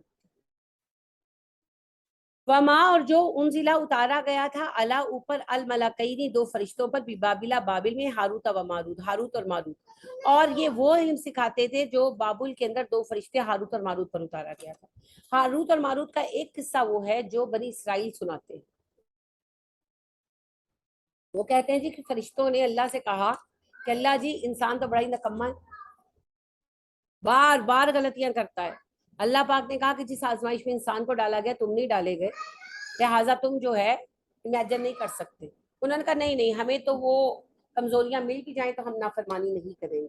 اس چیلنج کی بنا پر اللہ پاک نے دو فرشتوں ہاروت اور ماروت کو انسانی کمزوریوں کے ساتھ زمین پر اتارا, یعنی بھوک پیاس اور یہ ساری نیڈس. تو زمین پر آ کر کچھ عرصہ تک وہ لوگ ٹھیک رہے. پھر اس کے بعد ایک عورت تھی جو بڑی حسین تھی, اور اس کا نام جو تھا زہرا تھا. وہ ان کے پاس آنے لگی, ملنے لگی ان سے آ کر. تو وہ عورت بہت ہی خوبصورت تھی, تو یہ انسانی شکل میں تھے کہ اس پر عاشق ہو گئے, اور انہوں نے اس سے کہا کہ ہمارے ساتھ ریلیشن بناؤ. تو اس نے کنڈیشن یہ رکھی کہ تم لوگ جو ہے نا شراب پیو, اور جو ہے تم لوگوں نے جو ہے یعنی کہ میرے شوہر کو قتل کر دو, اس طرح کچھ بکواس باتیں. اینی ویز انہوں نے اس کے کہنے پر شراب بھی پی, اور جو ہے نا اس کے شوہر کو بھی قتل کیا, اور اس کے ساتھ فزیکل ریلیشن بھی قائم کیا. تو ایک دن جب وہ شراب کے نشے میں تھے, اچھا وہ کہتے ہیں جی ان کو اسم اعظم آتا تھا, جس سے رات کو اسم اعظم پڑھ کے آسمان پہ چلے جاتے تھے, رات آسمان پہ گزارتے تھے. تو وہ جو عورت تھی اس نے ایک دن ان کو شراب پلائی اور اسم اعظم پوچھا, شراب کے نشے میں انہوں نے بتا دیا. تو اس عورت نے وہ اسم پڑھا اور آسمان پہ چلی گئی. تو پھر اللہ نے اسے مسخ کر دیا زہرا ستارے کی شکل میں. ٹھیک ہے, یہ ساری کہانی جھوٹ ہے. اچھا اس پہ وہ کہتے ہیں کہ اللہ نے پھر پوچھا ہاروت اور ماروت سے کہ مجھے بتاؤ تمہیں دنیا کی سزا چاہیے کہ آخرت کی. تو انہوں نے کہا جی دنیا میں دے دیں, آخرت کی نہیں. تو انہیں بابل کے کندھے کون میں الٹا لٹکا دیا گیا قیامت تک کے لیے. ساری کہانی جھوٹ ہے. اصل بات بس اتنی سی ہے کہ جس طرح اور قوموں پر بھی یہ آیا, جیسے قوم لوط کا واقعہ پڑھتے ہیں کہ انہیں رنگے ہاتھوں پکڑنے کے لیے فرشتے ان کے درمیان نوجوان لڑکوں کی شکل میں بھیجے گئے تھے. اسی طرح یہ لوگ جادو میں بہت زیادہ پھنسے ہوئے تھے. ان کا کوئی ایک خاص ایریا تھا, ہم جانتے نہیں کون سا, مگر کوئی خاص ایریا تھا جہاں جادو کا بہت زور تھا. تو بطور حجت ان پر دو فرشتے انسانی شکل میں اتارے گئے, جادوگروں کی شکل میں. وہ آ کر بس گئے. اب ظاہر ہے وہ فرشتے تھے اور اللہ نے امتحان کے لیے اتارا تھا. وہ جس کو جو تعویذ دیتے تھے, جو بات کہتے تھے, ہو جاتی تھی. تو مشہور ہو گئے نا, تو لوگ ان کے پاس آتے اور اصرار کر کے ان سے جادو سیکھتے. وہ تو بنے ہی جادوگر ہوئے تھے, تو لہٰذا وہ جادو ہی سکھاتے تھے. لیکن وہ سمجھاتے تھے, سمجھنے پر کوئی آمادہ نہیں ہوا. جب یہ حجت پوری ہوئی تو وہ علاقہ یقیناً تباہ کر دیا گیا ہوگا. دیکھیے اللہ فرماتے ہیں وما نہیں یعلمانی, وہ دونوں سکھاتے تھے, من احدن کسی ایک کو, حتی یہاں تک, یقولا وہ کہہ دیتے, انما بے شک, نحن ہم ہیں, فتناتن آزمائش, فلا تکفر تم کفر نہ کرو. جب ان کے پاس کوئی جادو سیکھنے کے لیے آتا, وہ دونوں جادو نہ سکھاتے مگر پہلے سمجھاتے کہ ہم تو تمہاری آزمائش بنا کر بھیجے گئے, تم جادو نہ سیکھو, کفر نہ کرو. بحث کرتے, سمجھاتے, مگر لوگ نہ مانتے. دیکھیں اللہ کہتے ہیں فیتعلمون, پھر بھی وہ ضد کر کے سیکھتے. لام کے اوپر شد ہے نا, فیتعلمون, ضد کرتے اور سیکھتے, منہما, ان دونوں سے, ما, جس سے, یفرقون, جدائی ڈال دے, بھی ساتھ اس کے, بین المرئی, آدمی میں, وزوجہ, اور اس کی بیوی. مگر لوگ بات نہ سنتے اور اصرار کر کے, ضد کر کے ان سے وہ جادو سیکھتے جس کے ذریعے وہ میاں بیوی میں جدائی ڈال دے. پہلی بات, فرشتوں کے سمجھانے کو بے شک وہ نہیں جانتے تھے, فرشتے ہیں, جادوگر ہی صحیح, مگر سمجھانے کو نہ مانتے اور ضد کر کے سیکھتے. اور سیکھتے بھی کیا جی, جادو. کس طرح کا جادو؟ سحر محبت. اصل بات کیا ہے، اخلاقی حالت اتنی بگڑی ہوئی تھی کہ عورتیں شادی شدہ مردوں پر عاشق ہو جاتی، شادی شدہ مرد جو ہے وہ شادی شدہ عورتوں پر. جیسے آپ ڈراموں میں دیکھتے ہیں بہن جو ہے وہ بہنوئی پر عاشق ہے، دیور جو ہے وہ بھابھی کے پیچھے لگا ہوا ہے. دیکھتے ہیں نا یہ ڈراموں میں. نہیں جی، ایسے بہت ڈرامے آج کل فلموں کے بھی موضوعات یہی ہیں. تو بات یہ ہے کہ اس طرح کی جو گندگی ہے یہ ان کے معاشرے میں بھی عام تھی کہ چلو ایک کواری لڑکی ایک کوارے لڑکے نے ایک دوسرے کو پسند کر لیا، پھر بھی کوئی سینس بنتی ہے. شادی شدہ لوگ آؤٹ آف میرج افیئرس چلاتے اور پھر جادو کا سہارا لیتے کہ بھئی پہلے رشتے ٹوٹ جائیں ہم نئے بنا سکتے. سمجھ گئے؟ یہ جو آپ کے بھی لگا ہوتا ہے نا محبوب آپ کے قدموں میں، کہ یہی گند ہے اور کیا ہے. محبوب قدموں میں لانے کی ضرورت کس کو پیش آئے گی؟ جس کا سیدھے طریقے سے کام نہیں ہو رہا. اگر ایک کواری بچی کے لیے یا کوارے بچے کے لیے کوئی ڈھنگ کا رشتہ ہے تو ماں باپ کیوں انکار کریں گے؟ ہوگی کوئی ریزن. اچھا رشتہ آئے گا آمنا وصدقنا، تبھی انکار کریں گے نا جب کوئی نہ کوئی نااہلیت ہوگی. پھر جاتے ہیں بابوں کے پاس. کیا ہے سیر محبت؟ ایک پاک دامن پاک باز عورت جو گھر میں بیٹھی ہے وہ دیوانی ہو جائے کسی کے پیچھے. یہ کتنی غلیظ بات ہے. کسی کی بیٹی، کسی کی بہو، کسی کی بہن، یہ وہی گند. تو اللہ بتا دیں اخلاقی طور پر اتنے گر چکے تھے کہ ایک دوسرے کی بیویوں پر نظر رکھتے تھے اور جادو کے ذریعے انہیں جیت لینا چاہتے تھے، عورتیں بھی اور مرد بھی. پھر ایک تیسرا پہلو بھی ہے اس میں. شیطان سب سے پہلے گھر توڑواتا ہے. گھر ٹوٹتے تو معاشرہ خراب ہوتا ہے.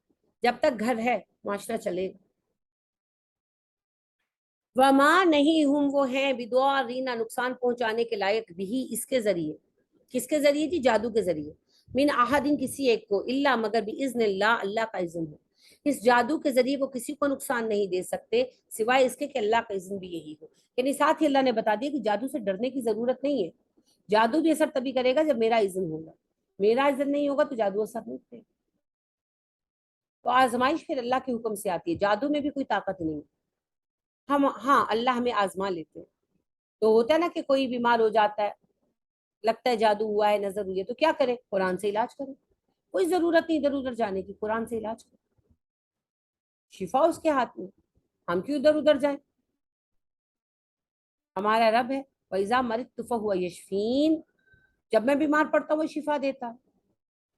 اور اس رب نے ہمیں نبی اکرم صلی اللہ علیہ وسلم پر جادو جو ہوا ہماری تعلیم کے لیے ہوا. اس رب نے ہمیں بتا دیا کتنا ہی سخت جادو ہو، فلق اور ناس پڑھ لو، ختم. مسئلہ پتہ ہے کیا ہے؟ ہم یقین نہیں کرتے، توکل نہیں ہے. ہم ایک پیناڈول کی گولی کھاتے ہیں، انسانی بنائی ہوئی ہے نا، مگر کھاتے ہمیں یقین ہوتا ہے درد کا فرق پڑ جائے گا، ہے نا. اچھا اب آپ پیناڈول کھا کر بیٹھی ہیں، میں آتی ہوں، میں کہتی کیا ہوا؟ آپ کہتی میرے سر میں درد ہے. میں کہتی یہ لوگ بروفن کھا لو. آپ کیا جواب دیں گے؟ میں نے پیناڈول کھا لی ہے، اب دوائی کو اثر کرنے کا ٹائم تو دو، رائٹ. لیکن اگر معاملہ نظر یا جادو کا ہو، آپ اپنے آپ کو دم کریں، ہے نا، دم کر کے بھی بیٹھی ہیں. لیٹ سپوز سورہ فاتحہ دم کی ہے، میں آتی ہوں، میں کہتی ہوں یہ بھی دعا دم کر لو. آپ وہ بھی کریں گی، وہ آ کے کہیں گی تعویذ پہن لو، وہ بھی پہن لیں گے. تب آپ یہ نہیں کہیں گے کہ میں نے ابھی دم کیا نا نبی صلی اللہ علیہ وسلم کا بتایا ہوا، تھوڑا سا ٹائم تو دو، ٹھیک ہو جاؤں گی. نہیں، وہاں پر یہ بھی دے دو، وہ بھی دے دو، تعویذ بھی لے آؤ، مرچیں مار کر چھتر بھی مار لو ان کے اوپر، یعنی کہ سارا کچھ ہی کر لو. توکل ہی نہیں. ایک انسان کی بنائی ہوئی گولی پر توکل ہے، نبی اکرم صلی اللہ علیہ وسلم کی بتائی ہوئی دعا پر توکل نہیں ہے، بھروسہ نہیں ہے. لہٰذا پھر جو بھی ماما چاچا ایک انڈا بھی بار کے چوراہے میں پھینک دو، مسور کی دال بھی بار کے پھینک دو، ٹاکیاں بھی ساڑ کے جلا دو، مرچیں بھی بار کے جلا دو، ہے نا. کیوں؟ جب آپ نے ایک بار اپنے آپ کو اللہ کی حفاظت میں فلق اور ناس سے یا فاتحہ سے، یہ جو بھی دم سنت جو بھی دم ہے آپ نے اس میں سے دم کر لیا تو پھر وہی توکل رکھے. میں نے دم کر لیا، مجھے شفا ہو جائے گی، گیو می سم ٹائم، کہ نہیں؟ بتائیں. حضرت موسیٰ علیہ السلام مصر سے نکل کر آئے، مدین میں آئے، بے سہارا تھے، پیسہ بھی کوئی نہیں، درخت کے نیچے بیٹھے ہوئے تھے. کیا کہا؟ ربی انی لما انزلت الی من خیر فقیر. اللہ مجھے کوئی خیر دے، میں تو بالکل ہی محتاج ہوں. پھر اس کے بعد کوئی اور دعا ڈھونڈنے نکل گئے؟ نہیں، بیٹھ گئے. پھر اللہ نے مدد بھیجی دی، وہ بچی آئی بلا کے لے گئی. اللہ نے بیوی بھی دے دی، گھر بھی دے دیا، کاروبار بھی دے دیا، نوکری بھی دے دی، سب کچھ دے دیا، آل ان ون دے دیا نا. حضرت یونس علیہ السلام سے غلطی ہوئی، مچھلی نے نگل لیا. کیا کہا؟ لا الہ الا انت سبحانک انی کنت من الظالمین، اللہ مجھ سے غلطی ہو گئی آپ معاف کر دیں. ہمیں لگتا ہے نہیں نہیں نہیں، کوئی اور دعا بھی بتا دو، نہیں کوئی اور دعا بھی بتا دو، کوئی اور خاص دعا بتا دو. وہ اللہ کے بندوں سب سے بڑی دعا تو توکل ہے. جب دعا پڑھ لی بھروسہ بھی تو کرو، اتنا بھروسہ تو کرو جتنا پیناڈول کی گھٹیا گولی پہ کرتے ہو، اتنا تو کرو بھروسہ. فَعَزَمْتَ فَتَوَكَّلْ عَلَى اللَّهِ، جب فیصلہ کر گزرو پھر اللہ پہ بھروسہ کرو، اللہ خیر کر دے. ٹھیک ہے. تو لہٰذا جب آپ کو کوئی مسئلہ پیش آئے، آپ کو لگے جادو ہے، آپ کو لگے نظر ہے، تو دم کریں اور اس پہ بھروسہ کریں، پریشان نہ ہوا کریں. شفا اس کے ہاتھ میں، وہ جسے چاہتا ہے جب چاہتا ہے دیتا ہے. لہٰذا اللہ فرماتے ہیں کسی کو جادو سے نقصان نہیں دیا جا سکتا سوائے اس کے کہ اللہ کا حکم بھی یہی ہو کہ نقصان ہو. تو نبی اکرم صلی اللہ علیہ وسلم پر جادو کیوں ہو گیا تھا جی؟ کیونکہ اللہ کا حکم تھا، اللہ نے ہمارے لیے ایک پریسیڈنٹ، ایک مثال قائم کر دی تھی، اس لیے ہوا. ٹھیک ہے. اور ایک اور بات بھی کہ جی میں تو اذکار بھی پڑھتی ہوں، نماز بھی پڑھتی ہوں، پھر نظر کیوں لگتی ہے یا جادو کیوں ہوتا ہے؟ اس کی مرضی، اس کی مرضی ہے نا. کوئی بندہ ہوتا ہے بالکل ہیلدی ٹھیک ٹھاک جوان، اور اس کو ہارٹ اٹیک ہوتا ہے مر جاتا ہے، یا کرونا ہوا مر گیا. ایک بڈھے بابا جی دادا ابو بیٹھے ہوئے زندگی سے بیزار ہیں، نہ کھا سکتے ہیں ڈھنگ سے، نہ چل سکتے ہیں، اور وہ کرونا بھی گزار کر ٹھیک ٹھاک بیٹھے ہوئے، کچھ بھی نہیں ہوا. اس کی مرضی بھائی، وہ مالک ہے. بالکل اسی طرح ہے بعض اوقات ایک بندہ جو عیاش ہے، بیکار بندہ ہے، نہیں اس کے اوپر جادو وغیرہ اثر کر رہا، نہیں نظر اثر کاری، کیوں نہیں کاری؟ کیونکہ اللہ نے اس کو ڈیل دی ہوئی ہے. اور ایک مومن ہے، دیندار ہے، پرہیزگار ہے، نمازی ہے، صدقات کرتا ہے، مگر اس کو کوئی آفت گھیرے ہوئے اور وہ نہیں ٹل رہی، کیا بات ہے؟ اس کی مرضی. ہو سکتا ہے وہ درجات ہی ایسے بڑھا رہا ہے. حضرت ایوب علیہ السلام 18 سال بیمار رہے تھے، نبی تھے. کیوں رہے 18 سال بیمار؟ نبی کریم صلی اللہ علیہ وسلم 84 دن سخت بیمار رہے. کیوں رہے؟ اس کی مرضی. وہ مالک ہے، وہ مالک ہے، اس نے جس کے لیے جو لکھ دیا وہی ہوگا. تو جب آپ دم بھی کر رہے ہیں، آپ صدقہ بھی کر رہے ہیں، آپ اذکار بھی کر رہے ہیں، آپ دعا بھی کر رہے ہیں، آپ نمازیں بھی پڑھے، سب کچھ فرائض اپنے ادا کر رہے ہیں، پھر بھی کوئی تکلیف نہیں ٹل رہی، حوصلے سے کام رکھے، وہ اس کی تقدیر ہے، وہ ہمیں ٹھوک بجا کر دیکھ رہا ہے. آپ ایک مٹی کا برتن خریدتے تو بجا بجا کر دیکھتے ہیں، وہ جنت کے لیے سلیکشن کر رہا ہے، وہ ٹھوک بجا کر نہیں دیکھے گا، دیکھے گا. ٹھیک ہے نا. الصابرین فی البأساء والضراء وحین البأس، میرے بندے ہیں جو صبر کرتے ہیں مالی تنگی میں، جسمانی تکلیف میں اور مشکل اوقات میں. تو پھر صبر، ان اللہ مع الصابرین. تو پریشان نہیں ہو جانا. اور یہ بھی چھوڑ دیں کہ آپ پر جادو ہے. پاکستان میں تو سب پر ہی جادو ہے. مجھے تو یہ سمجھ نہیں آتا اتنے جادوگر ملتے کہاں سے. جتنا مشکل ایک اچھا علاج کرنے والا ڈھونڈنا ہے، اتنا ہی مشکل ایک صحیح جادوگر ڈھونڈنا بھی. 99% لوگ تو فراڈ بیٹھے ہوئے، ان کو جادو بھی نہیں آتا، بس وہ ایمان خراب کرتے ہیں. لہٰذا بہت ریئر جادو کے معاملات ہوتے ہیں، زیادہ تر نظر بد کے معاملات ہوتے ہیں. اور ساری دنیا کے جن بس پاکستان میں ہی عاشق ہونے آئے ہوئے. زیادہ تر وہم ہے جی. 1 out of a billion case نکلتا ہے جس میں جن زدگی، اور 1 out of a million case نکلتا ہے جس میں جادو. جو زیادہ تر کیسز ہوتے ہیں نا وہ نظر بد کے، اور اس سے بھی زیادہ کیسز ہے وہم کے. سمجھ گئے؟ کچھ نہیں ہوگا، وہم نہ کیا کریں. وَيَتَعَلَّمُونَ، وہ سیکھتے تھے، ماں جو یضرہم، نقصان دیتا تھا انہیں، ولا ینفعہم، اور نفع نہیں پہنچاتا تھا. ایک چھوٹی سی بات کہ بھی بچی تو نہیں ہے، خاتون ہے یہ جو آپ دیکھ رہے ہیں میرے گھر، ہمارا آپ لوگ تو جانتے بھی ہیں. اب اس کا ایٹیٹیوڈ ایسا ہے کسی کو بھی کے ساتھ اس کا گزارا مشکل ہے بہت. میں نے اس سے زیادہ بے چین فطرت اور فسادی فطرت کی عورت نہیں دیکھی. جنرلی گھر نہیں بس رہا. کہتی ہے میں گئی تھی بابا جی کے پاس تو وہ کہتے ہیں کہ آ کر تم اور تمہارا میاں دم کراؤ تو معاملے ٹھیک ہو جائیں گے. میں نے کہا ہاں فساد ختم نہ کرو اور دم کرا لو اور تعویذ پہن لو تو معاملے ٹھیک ہو جائیں گے. یعنی وہ بھی اپنی کوتاہیوں پر کس چیز کا پردہ ڈال رہی ہے؟ جادو کا. کس نے جادو کرنا تم پر؟ کون فارغ بیٹھا ہوا؟ تو ہم نے بہانہ بنا رکھا ہے ہر ناکامی کا. بچوں کی شادی نہیں ہو رہی، لگتا ہے کسی نے قسمت بند کی ہوئی ہے. تو بھئی کس بات کی قسمت؟ اپنے تھوڑے نیچے لاؤ، پیمانے نیچے لاؤ. ہر لڑکی کو جو ہے وہ ایک ہیرو چاہیے اور ہر لڑکے کو ایک ہیروئن چاہیے. تو وہ تو نہیں ملتی نا آج کل، کہیں بھی نہیں ملتی. ایک نارمل انسان ہی ملے گا آپ کو، وہ کسی کو درکار نہیں. تو بس یہ سارے معاملات اسی طرح ہیں. کاروبار نہیں چل رہے، کسی کے بھی نہیں چل رہے. کسی نے جادو نہیں کیا ہوا. آج کل سبھی کے کاروبار بند ہیں. معیشت ڈاؤن ہوئی ہے بھائی، پوری دنیا کی ہوئی ہے، ہم اکیلے نہیں ہیں. تو یعنی کہ ہم لوگ ہر چیز کو جادو پر ڈال دیتے ہیں. ایسا نہیں ہوتا، جادو سے کچھ نہیں ہوتا بھائی، یہ اللہ کی تقدیریں ہیں. اسی طرح اللہ سبحانہ و تعالیٰ فرماتے ہیں وَيَتَعَلَّمُونَ مَا يَضُرُّهُمْ وَلَا يَنفَعُهُمْ. وہ ایسا علم سیکھتے تھے جو انہیں نفع نہیں دیتا تھا، نقصان ہی دیتا تھا. یعنی کہ جو جادو کا علم ہے اس سے نفع کا کوئی کام نہیں ہو سکتا. کیا مطلب ہے؟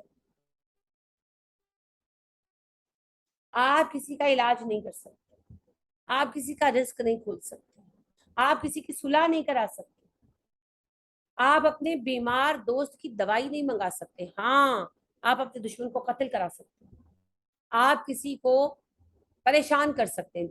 جادو ہوتا ہے جنات کو کسی کے پیچھے لگا دینا. تو جیسے ایک انسان اپنا کام کر رہا ہے، چیزیں ہلنی شروع ہو گئی، ڈرے گا نا، یا اس کو ڈرانا شروع کر دیا، چیزیں غائب کرنی شروع کر دیں. اس طرح کی بےہودہ حرکتیں کیونکہ وہ نظر نہیں آتے تو چیزیں پریشان کرتی ہیں. تو چھوٹے چھوٹے بعض وقت واقعات ہوتے ہیں نا گھروں میں کہ آپ لائٹس بند کر کے اندر گئے، لائٹس آن ہو گئی ہیں. آپ دروازہ بند کر کے گئے، دروازہ کھلا ہوا ہے. آپ نے چولہا بند کیا اور اندر گئے اور آئے تو ہانڈی جل گئی ہوئی ہے. ایسی چیزیں ہوتی ہیں. جہاں جن یا جادو کا اثر ہو وہاں ایسی چیزیں ہوتی ہیں. تو بندہ پریشان ہوتا ہے کیونکہ کم وقت نظر تو آتے نہیں. اب پھر اس سے ہوتا کہ پھر گھروں میں جھگڑے پیدا ہوتے ہیں. ان کے ذہن دیکھو، دو دیورانیاں جٹھانیاں رہتی ہیں، ان کی بنتی بھی نہیں، تو ڈیفینیٹلی سوچے گی نا اس نے آگے جلا دیا. تو اس طرح کی چیزیں، گھٹیا حرکتیں، تنگ کرنا، بعض اوقات فزیکل اسالٹ کرتے ہیں، یعنی کہ زخم دینا. یا اس طرح علامہ ابن تیمیہ ایک جن زدہ کے علاج کا واقعہ بتاتے ہیں کہ ایک پیشنٹ ان کے پاس ایسا لایا گیا کہ اس کے جسم پر چھالے سے پڑ جاتے ہیں، بازوؤں پر، ٹانگوں پر، کمر پر. اور ڈاکٹر کہتے تھے کہ یہ تو ایسے ہے آبلے جیسے جلے ہوئے تھے، لیکن جلنے کا کوئی وہ تھا نہیں. دن کے بیٹھے بیٹھے بن جاتے تھے. سب پریشان تھے. پھر جن زدگی، اس کو جن زدگی تھی، اس کا علاج کیا گیا. وہ جو جن تھا جو اس کو ستاتا تھا، دشمن بنا ہوا تھا، تو وہ لوہے سے اس کا جسم جلاتا تھا. تو ڈاکٹر بھی سچے تھے مگر ریزن بھی سمجھ نہیں آ رہی. تو یہ چیزیں اس طرح سے ایفیکٹ کرتی ہیں. تو جادو کے علم سے آپ کسی کو نقصان دے سکتے ہیں، کسی کے نفع کا کوئی کام نہیں کر سکتے. ایک یہ معنی ہے. دوسرا معنی یہ ہے کہ آخرت میں جادو کے علم سے کیا ملے گا؟ نقصان. نفع ملے گا؟ جہنم ملے گا. کوئی فائدہ نہیں. دنیا کے ہر علم میں کوئی نہ کوئی فائدہ ہے. میڈیکل کسی نے پڑھا، نہ ثواب ہے نہ گناہ ہے. اگر وہ ایک اچھا ڈاکٹر ہے، ایمانداری سے لوگوں کا علاج کرتا ہے تو اجر ملے گا. پھر ڈاکٹر ہے، کبھی نہ کبھی کسی نہ کسی کو کوئی نفع تو دے گا نا. کسی مریض کو دیکھا، چلو کوئی گولی دے دی، کسی ملازم کو بیمار دیکھا، کوئی دوائی بتا دی، ہے نا. تو چلو کوئی آرکیٹیکٹ کوئی بن گیا، اس سے اس کو فرض کرو کہ وہ کوئی دینی کام نہیں کر رہا، وہ دنیا کما رہا ہے پر گناہ بھی تو نہیں نہ کما رہا. ٹھیک ہے. مگر یہ ایک ایسا علم ہے، جادو کا علم، جس کے ذریعے صرف نقصان ہی ہوگا، آخرت کا گناہ ہی کمایا جائے گا، نفع نہیں. اللہ کہتے ہیں ایسا علم سیکھتے جو نقصان دیتا، نفع نہ دیتا. وَلَقَدْ بلا شک و شبہ علیمو، وہ جانتے تھے، لمن جو اشتراہ خریدا انہوں نے، ماں نہیں لہو اس کے لیے، فی الآخرت آخرت میں، من خلاق کوئی حصہ. اور بے شک وہ لوگ اچھی طرح جانتے تھے کہ جس چیز کو انہوں نے خرید لیا ہے اس کا آخرت میں کوئی حصہ نہیں. سمجھے کہ ان کو اچھی طرح پتا تھا. جیسے ہمیں پتا ہے نا کہ جادو کرنا کفر ہے، جادو کروانا کفر ہے، پھر بھی لوگ جادوگروں پہ جاتے ہیں. اسی طرح انہیں بھی پتا تھا جادو کرنا کفر ہے، جادو کروانا کفر ہے، لیکن جادو سیکھتے تھے. تو اللہ کہتے ہیں وہ علم سیکھتے تھے جس کا ان کو پتا تھا آخرت میں کوئی حصہ نہیں. وَلَبِئْسَ، بدترین ہے. یہ وہی ہے بِئْسَ ما جو آپ نے پیچھے پڑھنا، بِئْسَ مَا يَأْمُرُكُمْ عَنْ إِيمَانُكُمْ إِن كُنتُم مُؤْمِنِينَ. بدترین چیزوں کا حکم دیتا ہے تمہارا ایمان تمہیں اگر تم مومن ہو. یہ وہی ہے. وہاں بِئْسَ ما تھا، یہاں بِئْسَ ہے، برا. لام لام تاکید ہے. لازمن برا ہے ماں جس کے بدلے شرو بیچا انہوں نے بھی ساتھ اس کے انفسہم اپنے نفسوں کو. بدترین ہے وہ چیز جس کے بدلے میں انہوں نے اپنے نفس بیچ کر جان بیچی نا. یعنی جو عمل ہم کرتے ہیں اس کے بدلے ہم اپنے آپ کو رہن رکھتے ہیں, یا ہم اس کے بدلے جنت میں جائیں گے یا جہنم میں. تو اللہ کہتے ہیں جس چیز کے بدلے انہوں نے اپنے آپ کو بیچ ڈالا وہ بدترین ہے. جادو خرید کی سیکھا کوئی خواہش پوری کرنے کے لیے نا, تو اس کے بدلے میں ملے گا کیا؟ جہنم. یہ سودا کیا, بدترین سودا. لو کانوا یعلمون, کاش وہ یہ بات جانتے.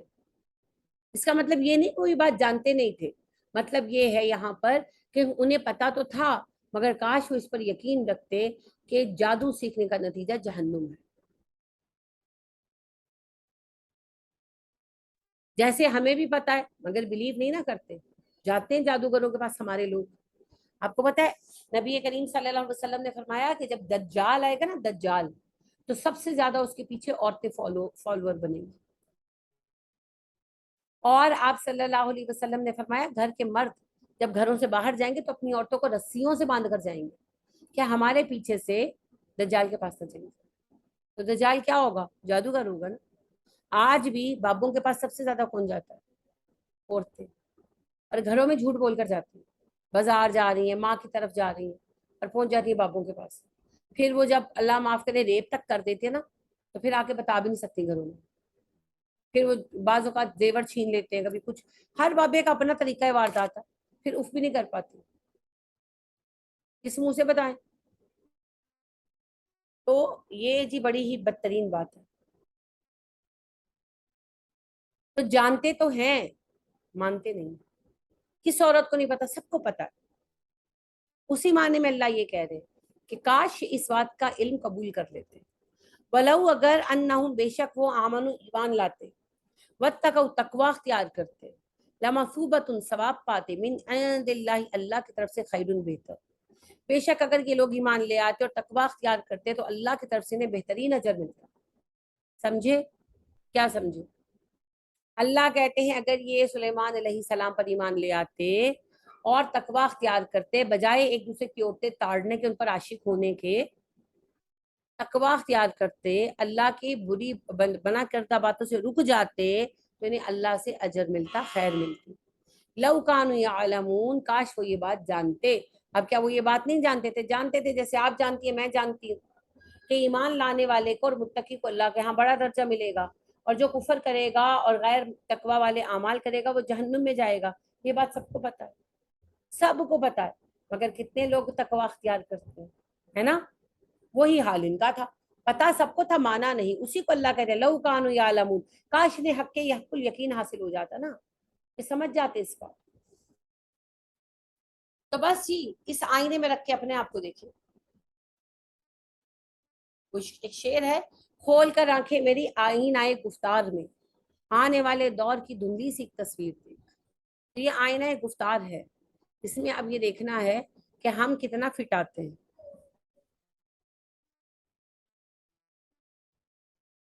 تو اس آئینے میں اپنے آپ کو دیکھیں. ہم سب, یہ نہیں, یہ کسی ایک کے لیے نہیں, پوری امت کے لیے ہے. دیکھیں نا بچیوں کی شادیاں نہیں ہوتی, یا کوئی بھی گھر میں کوئی مسئلہ ہے تو کدھر بھاگے جاتے ہیں؟ بابوں بھی بھاگے جاتے ہیں. تو اس کا مطلب یہ ہے کہ کوئی ان کے پاس ایسی طاقت ہے. فرض کر لیں اللہ نے تقدیر لکھ دی ہے, اللہ نہ کرے لیکن فرض کرے تقدیر لکھ دی ہے کہ می سے کی شادی نہیں ہونی, تو کیا بابے تقدیر بدل سکتے ہیں؟ اگر اللہ پاک یہ لکھ دیتے ہیں کہ کسی کی اولاد نہیں ہونی, جیسے عائشہ کے نصیب میں اولاد نہیں تھی, کوئی دے سکتا تھا؟ وہی ذات ہے دینے والی, تقدیر اس نے لکھ رکھی ہے, اور اس کی تقدیر میں رد و بدل کرنا کسی کے بس میں نہیں. تو جو یہ سمجھتا ہے کہ کوئی تقدیر بدل سکتا ہے وہ تو اللہ کا ہمسر بنا کر بیٹھا ہے, اور جو اللہ کا ہمسر بنا کر بیٹھا ہے اس کی کس بات کی بخشش ہونے والی ہے نا. سمجھ آئی میری بات؟ تو ہمیشہ ایمان پر پختہ رہے, حضرت ایوب والا ایمان پیدا کرے. 18 سال بھی مصیبت میں گزر جائے نا تو صبر کرے, کیونکہ جو اس نے لکھا ہے وہی ہوگا. کوئی تقدیر نہیں بدل سکتا اس کے سوا. اور اسی لیے نبی کریم صلی اللہ علیہ وسلم کی جو حدیث جبریل ہے نا, نبی کریم صلی اللہ علیہ وسلم کے پاس ایک صحابہ ہے، صحابہ بیٹھے تھے. اس حدیث کو بہت صحابہ نے بیان کیا اور ساری سندیں صحیح. کیا ہوا؟ نبی کریم صلی اللہ علیہ وسلم مسجد نبوی میں بیٹھے تھے، صحابہ بیٹھے تھے. تو ایک صحابہ ہے، جو روایت میں آپ کو سنا رہی ہوں عمر فاروق بیان کرتے ہیں، یہ اس کی سب سے اسٹرانگ روایت ہے. عمر کہتے ہیں ہم نبی کریم صلی اللہ علیہ وسلم کے پاس بیٹھے تھے، ایک صحابہ ہے، سفید براق کپڑے چمکتے ہوئے، کالے سیاہ بال چمکتے ہوئے، کوئی سفر کی علامت نہیں، ہم میں سے کوئی پہچانتا بھی نہیں. سمجھ گئے؟ مدینہ کے نہیں تھے لیکن مسافر بھی نظر نہیں آ رہے تھے. اس زمانے میں تو گھوڑوں پر، خچروں پر، اونٹوں پر سفر ہوتا تھا، تو سفر کرنے والا مٹیوں مٹی ہو جاتا تھا. تو کپڑے سفید چمکدار، بال سیاہ چمکدار، چہرہ روشن، سفر کی کوئی علامت نہیں، اور مدینہ کے بھی نہیں ہے. تو آ کر نبی اکرم صلی اللہ علیہ وسلم کے سامنے بیٹھے، اتنا قریب ہو کر کہ آنے والے کے گھٹنے نبی صلی اللہ علیہ وسلم کے گھٹنوں سے مل گئے بے تکلفی کے ساتھ، اور اپنے ہاتھ نبی صلی اللہ علیہ وسلم کی رانوں پر رکھ دیا. ایسا تو کوئی واقف کار کرتا ہے نا. تو کہتے ہیں ہم حیران دیکھ رہے تھے، اور وہ کہنے لگا مجھے آپ سے کچھ پوچھنا ہے. آپ نے کہا پوچھیں. تو انہوں نے کہا مجھے بتائیے ایمان کیا ہے؟ تو آپ صلی اللہ علیہ وسلم نے فرمایا اللہ پر ایمان لانا، رسولوں پر ایمان لانا، کتابوں پر ایمان لانا، فرشتوں پر ایمان لانا، آخرت پر ایمان لانا، اور اچھی اور بری تقدیر پر ایمان لانا. اچھی اور بری تقدیر پر ایمان لانا کیا مطلب ہے؟ اگر مصیبت لکھی ہے اس نے لکھی، اور اگر راحت لکھی ہے تو اب نبی اکرم صلی اللہ علیہ وسلم کی زندگی کو دیکھیں انسان کے نظر سے. ہم تو آپ کو نبی کی حیثیت سے دیکھتے ہیں نا، تو ہم کبھی ان پیرامیٹرز کو دیکھتے نہیں ہیں. پیدا ہوئے یتیم تھے، 6 سال کے ہوئے ماں مر گئی، 8 سال کے ہوئے دادا مر گئے، یتیمی میں بچپن کاٹا، غربت تھی، آدھا اوقیہ چاندی پر بکریاں چراتے تھے، یعنی ایک گھر سے آدھا اوقیہ ملتی تھی چاندی، خرچہ چلتا تھا، بکریاں چراتے تھے بیچارے. جوان ہوئے، کاروبار کرنے کے لیے پیسہ کوئی نہیں. آپ صلی اللہ علیہ وسلم کے اچھے رویے کے بنا پر سائب بن ابی سائب جو تھے، انہوں نے اپنے ساتھ پارٹنر رکھا کہ بھئی میں کمیشن دوں گا آپ کو، آپ میرے ساتھ چلو. تو اس طرح کام شروع کیا. پھر اماں خدیجہ نے پرپوزل دیا شادی کا. آپ کے پاس ایک اچھا آپشن تھا، آپ سیٹل ہو سکتے تھے، زندگی ریگولیٹ ہو سکتی تھی، پر اماں آپ سے 15 سال بڑی تھی. آپ نے اس آپشن کو ایکسیپٹ کیا. اماں سے شادی ہوئی، اللہ نے اولاد بھی دی، پیسہ بھی دیا، بے فکر ہو گئے. مگر پھر دل کی بے قراری بڑھ گئی کہ یہ کیا ہو رہا ہے، کیسی بے روی ہے، کیسے معاملات ہیں. اتنا بے قرار ہوئے کہ گھر بار پیسہ چھوڑ کر ہیرا میں چلے جاتے. 10 سال اسی بے قراری میں گزرے. پھر نبوت آ گئی، ماشاءاللہ نبی بن گئے الحمدللہ، مگر ساتھ ہی کاروبار بند. قریش پوری کوشش کرتے تھے آپ کا کاروبار تباہ کر دیا. آپ صلی اللہ علیہ وسلم کی گھریلو زندگی کو پریشان کر دیا. آپ کی 2 بچیوں کو، ام کلثوم اور رقیہ رضی اللہ تعالی عنہما کو طلاق دلوا دی. زینب اپنے گھر میں رہیں پر ملنے نہیں دیتے تھے، پھر تنگ کرتے تھے. آپ کی بچیوں کے پھر مکہ میں یعنی کہ مسلمانوں کے سوا حضرت عثمان نے شادی کی حضرت رقیہ سے، پھر بعد میں ام کلثوم سے بھی کی. رشتے نہیں ہونے دے رہے تھے بیٹیوں کے. کاروبار بند کرا دیا، آپ کو فزیکلی تنگ کیا، کیا کچھ نہیں ہوا، سب کچھ سہا. سہتے رہے. پھر مدینہ آ گئے. مدینہ آئے تو محبت ملی، قدر ملی، انصار نے پیار دیا، لیکن جنگیں مسلط ہو گئی. آپ صلی اللہ علیہ وسلم نے 10 سال میں 22 چھوٹی اور بڑی جنگیں لڑی. جنگیں، مالی تنگی، پریشانی. اچھا پھر مالی حالات بہتر ہوئے، عرب فتح ہو گیا، مکہ زیر اثر آ گیا، تو بیمار پڑ گئے. 8 ہجری میں مکہ فتح ہوا نا، 7 ہجری میں آپ کو زہر دیا گیا 1 سال پہلے. اس کے بعد کبھی ہلکا کبھی زیادہ، کبھی ہلکا کبھی زیادہ، اور پھر آخر میں تو 84 دن وہ بیماری کی شدت تھی کہ اللہ والحفیظ، اسی بیماری میں فوت ہو گئے. اللہ نے 8 اولادیں دی، 8 میں سے 7 کو اپنے ہاتھ سے دفن کیا. ایک فاطمہ زندہ رہی نا آپ کے بعد. 8 بچے ہوئے، 4 بیٹیاں 4 بیٹے، 7 کو اپنے ہاتھوں سے دفن کیا. 2 اپنے نواسے بھی اپنے ہاتھ سے دفن کیا. اس سے بڑا غم کیا ہے زندگی میں؟ تو پوری زندگی دیکھیں کیا ہے، ایک کے بعد ایک آزمائش، ایک کے بعد ایک آزمائش. لیکن آپ دنیا کے سب سے خوش نصیب انسان ہیں کیونکہ آپ آخری نبی ہیں. تو اللہ کی رحمت صرف مال دولت اور پیسہ نہیں ہوتی. اللہ کی رحمت ہدایت ہے، اصل رحمت ہدایت ہے، اصل نعمت ہدایت ہے. باقی سب کچھ تو ذرائع ہے. مال دیا وہ بھی آزمائش ہے، مال نہیں دیا وہ بھی آزمائش ہے. اولاد ہے تو آزمائش ہے، نہیں ہے تو آزمائش ہے. شادی ہوئی تو آزمائش ہے، نہیں ہوئی تو آزمائش ہے. گھر اپنا ہے تو آزمائش ہے، کرائے پہ رہ رہے ہیں تو آزمائش ہے. ہر رنگ میں آزمائش ہے. ایک ہی نعمت ہے, حقیقی نعمت ایک ہے, وہ ہے ہدایت, اور ہدایت کی آپ پیک پر تھے, اسی لیے آپ خوش نصیب ترین انسان. تو پیمانے بدل دیں, نقطۂ نظر بدل دیں. جو اللہ نے لکھ رکھا ہے وہ ہو کر رہے گا, اور جو اس نے نہیں لکھا نہیں ہوگا. حدیث قدسی ہے, نبی اکرم صلی اللہ علیہ وسلم فرماتے ہیں, لوگوں تمہارا رب کہتا ہے اے ابن آدم, اگر میں تجھے نفع دینے کا فیصلہ کر لوں, ساری دنیا اکٹھی ہو جائے, وہ تمہیں اس نفع سے محروم نہیں کر سکتی, اور میں تمہیں نقصان دینے کا فیصلہ کر لوں, ساری دنیا اکٹھی ہو جائے, وہ تمہیں اس نقصان سے بچا نہیں سکتی. حسبنا اللہ ونعم الوکیل, نعم المولا ونعم النصیر. تو بے فکر ہو جائیں, نہ جادو سے ڈرے نہ شیطان سے ڈرے, ہمارا رب ہے نا, ہمیں کافی. ٹھیک ہے, تو اللہ خیر فرمائے گا, جو لکھا ہے وہ ہو کر رہے گا. یہ ہماری زندگیاں کوئی حادثات نہیں ہے, ہماری زندگی ایک پورے پلان کا نتیجہ ہے. تو اس میں ہر ایک لمحہ پلان کیا ہوا ہے, اس وقت یہ کام ہونا ہے, تو وہ اس وقت ہونا ہی ہونا. ٹینشن نہ لو, جس نے اس پلان میں ڈالا ہے وہ مدد بھی کرے. اللہ ہمیں توفیق عطا فرمائے. حسبنا اللہ ونعم الوکیل, نعم المولا ونعم النصیر. پڑھتے رہا کریں, اس سے آپ کے توکل میں مضبوطی آئے گی. آج آپ کا سبق نہیں سنوں گی, کل سنوں گی انشاءاللہ. ٹھیک ہے, پرسوں والا بھی اور آج والا بھی یاد کیجئے گا. کوئی سوال پوچھنا چاہیں, کوئی بات کہنا چاہیں.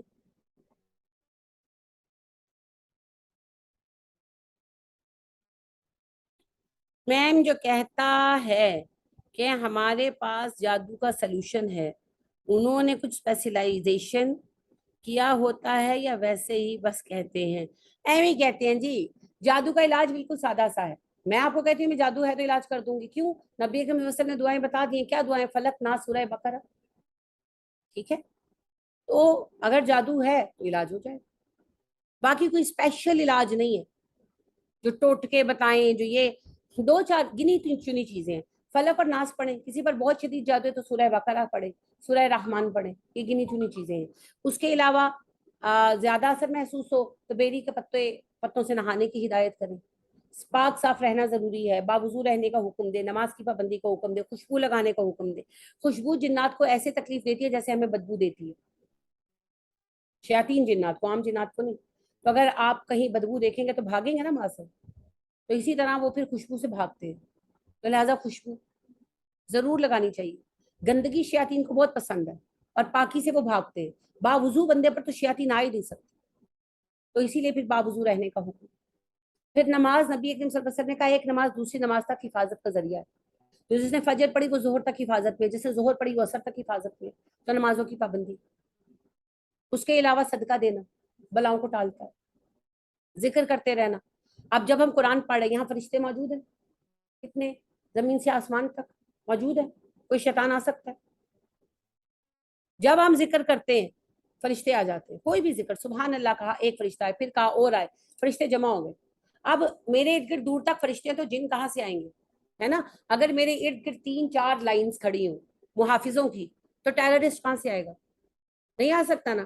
تو میرے ارد گرد فرشتے کھڑے ہیں تو شیاطین کی کیا اوقات ہے پاس ہو؟ تو ذکر کرتے ہو, وہ پھر فرشتے شیاطین کو بھگا. یہ چند چیزیں, یہی چند چیزیں.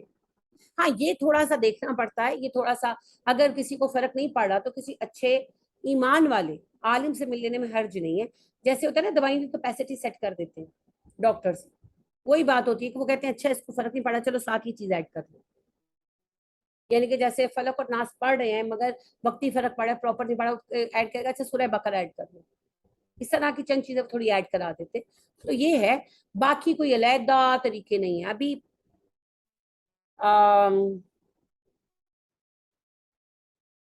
سیفی صاحب, کیا نام ہے ان کا, سلفی, بڑے مشہور ہیں سلفی صاحب, علاج کرتے ہیں. دیکھو میں نام بھول گئی, یوٹیوب پہ بھی بڑے مشہور ہیں. سلفی صاحب نام ہے ان کا فرسٹ نیم میں بھول گئی ہوں. اچھا اس میں یہ کہ ایک میری جاننے والی خاتون گئی, تو وہ آئی تو میں نے پوچھا انہوں نے کیسے علاج کیا, تو کہنے لگے کہ جی وہ ان سے تو اینڈ پہ ملتے ہیں, تو پہلے ان کے اسسٹنٹس بیٹھے ہوئے ہیں, تو 2 خواتین بیٹھی ہوئی تھی, انہوں نے بٹھایا, انہوں نے پوچھا, میں نے بتایا تو انہوں نے کہا اچھا آپ آنکھیں بند کریں, اور انہوں نے مجھے اللہ کا کرام بتایا کہ یہ آپ پڑھیں اور آپ دیکھیں آپ کو کیا نظر آتا ہے. پھر پتہ نہیں ان کو کیا نظر آیا تو انہوں نے بتایا, پتہ نہیں کیا لمبا چوڑا. یہ سب ڈرامے, ایسے کچھ نہیں ہوتا, کچھ نہیں ہوتا. اگلے کی بات سنیں گے اور بات سے اسیس کریں گے. ہاں ایک چیز اور ہے, دم کرنے سے بعض اوقات فیل ہوتا ہے, ان کی جیسے نظر بد ہو تو بہت ہلکا ہوتا ہے, اگر جن زدگی ہو تو باڈی پر پریشر پڑنا وغیرہ, اس سے ذرا اندازہ ہوتا ہے کہ اس کو جن زدگی ہے, ٹھیک ہے نا. تو یہ اس طرح کی چند علامتیں ہوتی ہیں جن سے پتہ چلتا ہے, باقی کوئی علیحدہ طریقے نہیں, کوئی علیحدہ طریقے نہیں. اچھا بہن کہتی ہے میم اس کا کچھ ہوتا ہے جادو سے یا ویسے صرف باتیں ہیں؟ کس کا؟ اس کا کس کا؟ جی فرزین کہیے. السلام علیکم ورحمۃ اللہ وبرکاتہ. وعلیکم السلام ورحمۃ اللہ وبرکاتہ. ہاں اتنا مزے کا لیکچر تھا کہ دل کر رہا ہے کہ اب بولتی جائے اور ہم سنتے چلے جائیں. الحمدللہ. الحمدللہ. بٹ میرا کویشچن باجی یہ ہے کہ اللہ پاک نے تقدیر لکھ دی, ہم سب کی لکھ دی کہ یہ فار ایگزامپل یہ ہاں بندہ ہاں ہے, اس کی یہ ہے, تھرو آؤٹ کیا پریشانی آنی ہے, کیا رحمتیں آنی ہے, کیا چیزیں ہیں. سو تو ٹرو. پھر جب یہ درمیان میں جب یہ کہا جاتا ہے جی فلاں بندہ, جیسے فار ایگزامپل کہ جی فلاں نے فلاں کے اوپر جادو کرنا تھا, ایک بات ہے, تو وہ بھی لکھا ہوا ہے اللہ پاک نے کہ اس کے اوپر اس وقت میں یہ بندہ اس طرح سے کرے گا, اللہ کے حکم سے ہے نا. اچھا میں آپ یہ کو میرا سمجھا دیتی ہوں, میں آپ کا بیسیکلی کویسچن سمجھ گئی. جی بہن کا سوال یہ ہے کہ اگر تقدیر لکھی جا چکی کہ فلاں بندے پر تکلیف آنی ہے, تو پھر جس نے جادو کیا وہ ذمہ دار کیسے ہوا؟ اللہ نے تقدیر لکھی کہ محمد میرے پیارے نبی صلی اللہ علیہ وسلم اتنے دن بیمار رہیں گے سر درد سے. یہ نہیں لکھا تھا کہ جادو ہوگا کہ نہیں ہوگا, وہ جادو کرنے والے کا اپنا کام تھا. اگر وہ جادو نہ بھی کرتا تو نبی کریم صلی اللہ علیہ وسلم نے وہ 3 دن بیمار رہنا تھا. جادو کرنے والے نے تو جادو کا گناہ کمایا. تو تقدیر میں یہ نہیں لکھا جاتا کہ جادو کریں گے, قتل کریں گے, نہ یہ تقدیر نہیں. تقدیر یہ ہے, فور ایگزامپل جیسے میں جولائی کے مہینے میں بیمار رہی, ہاں جون کے اینڈ اور جولائی, تو یہ لکھا ہوا تھا کہ جون کے آخری ہفتے جولائی کے پہلے ہفتے میں فلک ناز نے بیمار پڑنا. اب بیماری کی ریزن اللہ نے نہیں لکھی تھی. اب وہ چاہے نیچرل ہوتی, چاہے کوئی مجھ پہ جادو کرتا, چاہے کوئی مجھے گولی مارتا, یعنی کہ کوئی کسی کو گولی مارتا اس کو لگتی ہے زخمی ہو جاتا ہے, اللہ نے صرف لکھا ہے اس کو یہ تکلیف آنی ہے.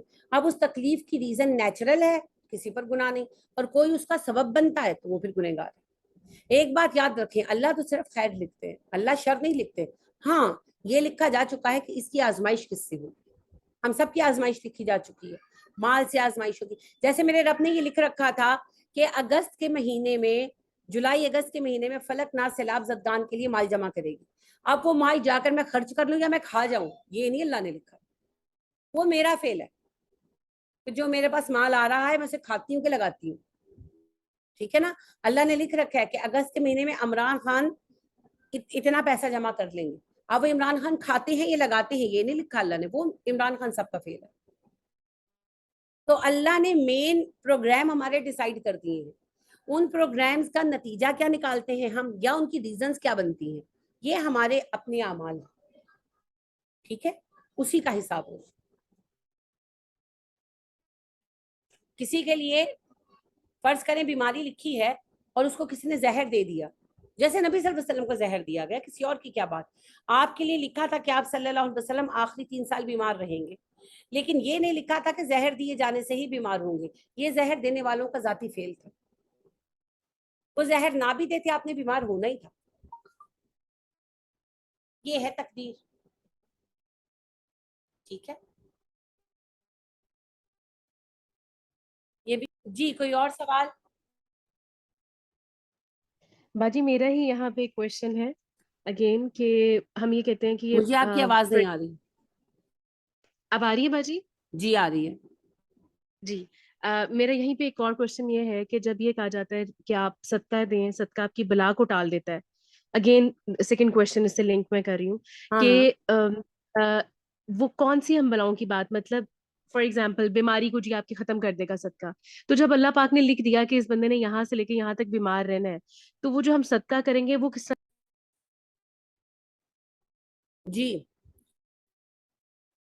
बहन का सवाल ये है कि कहते हैं सदका बला को टाल देता है, तो जब नसीब में लिखा जा चुका है तो बला कैसे चलती है? बहुत उम्दा सवाल है। जिसने बला लिखी है उसे पता है सदका देना है, उसने सदके के साथ टलना भी लिखा है। जनरली नबी करीम सल्लल्लाहु अलैहि वसल्लम फरमाते हैं दुआ से तकदीर बदली जाती है। तो सहाबा ने सवाल किया अल्लाह के नबी सल्लल्लाहु अलैहि वसल्लम तकदीर तो लिखी है, आपने कहा तकदीर लिखने वाले ने तब्दीली भी लिखी है, कि उसको पता है कि जब ये मुझसे अल्लाह से बेहतर कौन जानता है, तो अल्लाह को पता है कि ये मेरा बंदा इस तरीके से दुआ मांगेगा कि मैं राजी नहीं कर पाऊंगा, तो मैं फिर इसकी दुआ कबूल करके ये चेंज दे दूंगा इसको। इसी तरह सदकात का भी लिखा है कि जब इस पर आजमाइश आएगी ये ऐसा अजीम सदका करेगा तो फिर मैं उसके बदले में से ये सहूलत भी दे दूंगा। तो ये तब्दीलियां भी लिखी हुई हैं, सब कुछ लिखा हुआ है, एवरीथिंग इज रिटन। ठीक है जी, एक सेकंड सिर्फ मैं एक बात कंप्लीट कर लूं। मेरे प्यारे बच्चे फरजीन, फैसले अल्लाह के हैं, उन फैसलों को तब्दील करने वाली जात भी उसी की है। उसने फैसला जो किया और वो अपने इल्म से वो अलीम है, वो पहले से जानता है, तो उससे उन फैसलों की चेंजेस भी लिखी हुई है, चेंजेस क्लॉज भी, चेंजिंग क्लॉज भी बीच में लिखे हुए। तो वो फिर जब हम अमल करते हैं तो अल्लाह हमारी तकदीर बदल देते हैं। हम उसे तकदीर का बदलना कहते हैं, वो अल्लाह की तरफ से सहूलतें और आसानियां। ठीक है जी।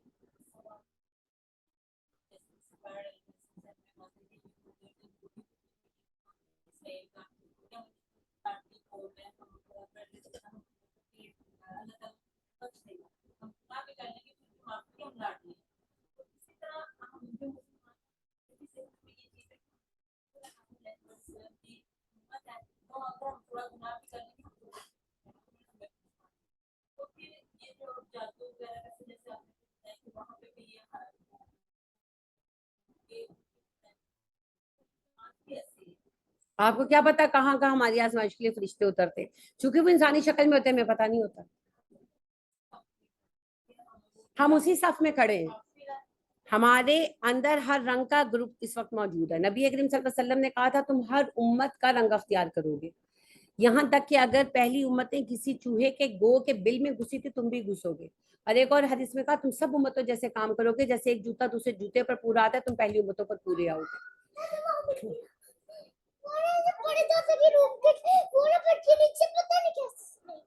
तो नबी करीम सल्लल्लाहु अलैहि वसल्लम का फरमान आज हम पूरा देखते हैं। मुसलमानों में हर रंग की खराबी है, लिहाजा जो लोग जादू के पीछे हैं उनका बयान आपने पढ़ लिया, और जो लोग जो हैं अल्लाह सुब्हाना व तआला के दीन का तमाशा बना रहे हैं, हर तमाशा लगाया, वो ये समझते कलीमा पढ़ लिया तो बख्शे जाएंगे, वो कलमे पर ईमान ही नहीं रखते, उनका बयान आप पढ़ रहे हैं।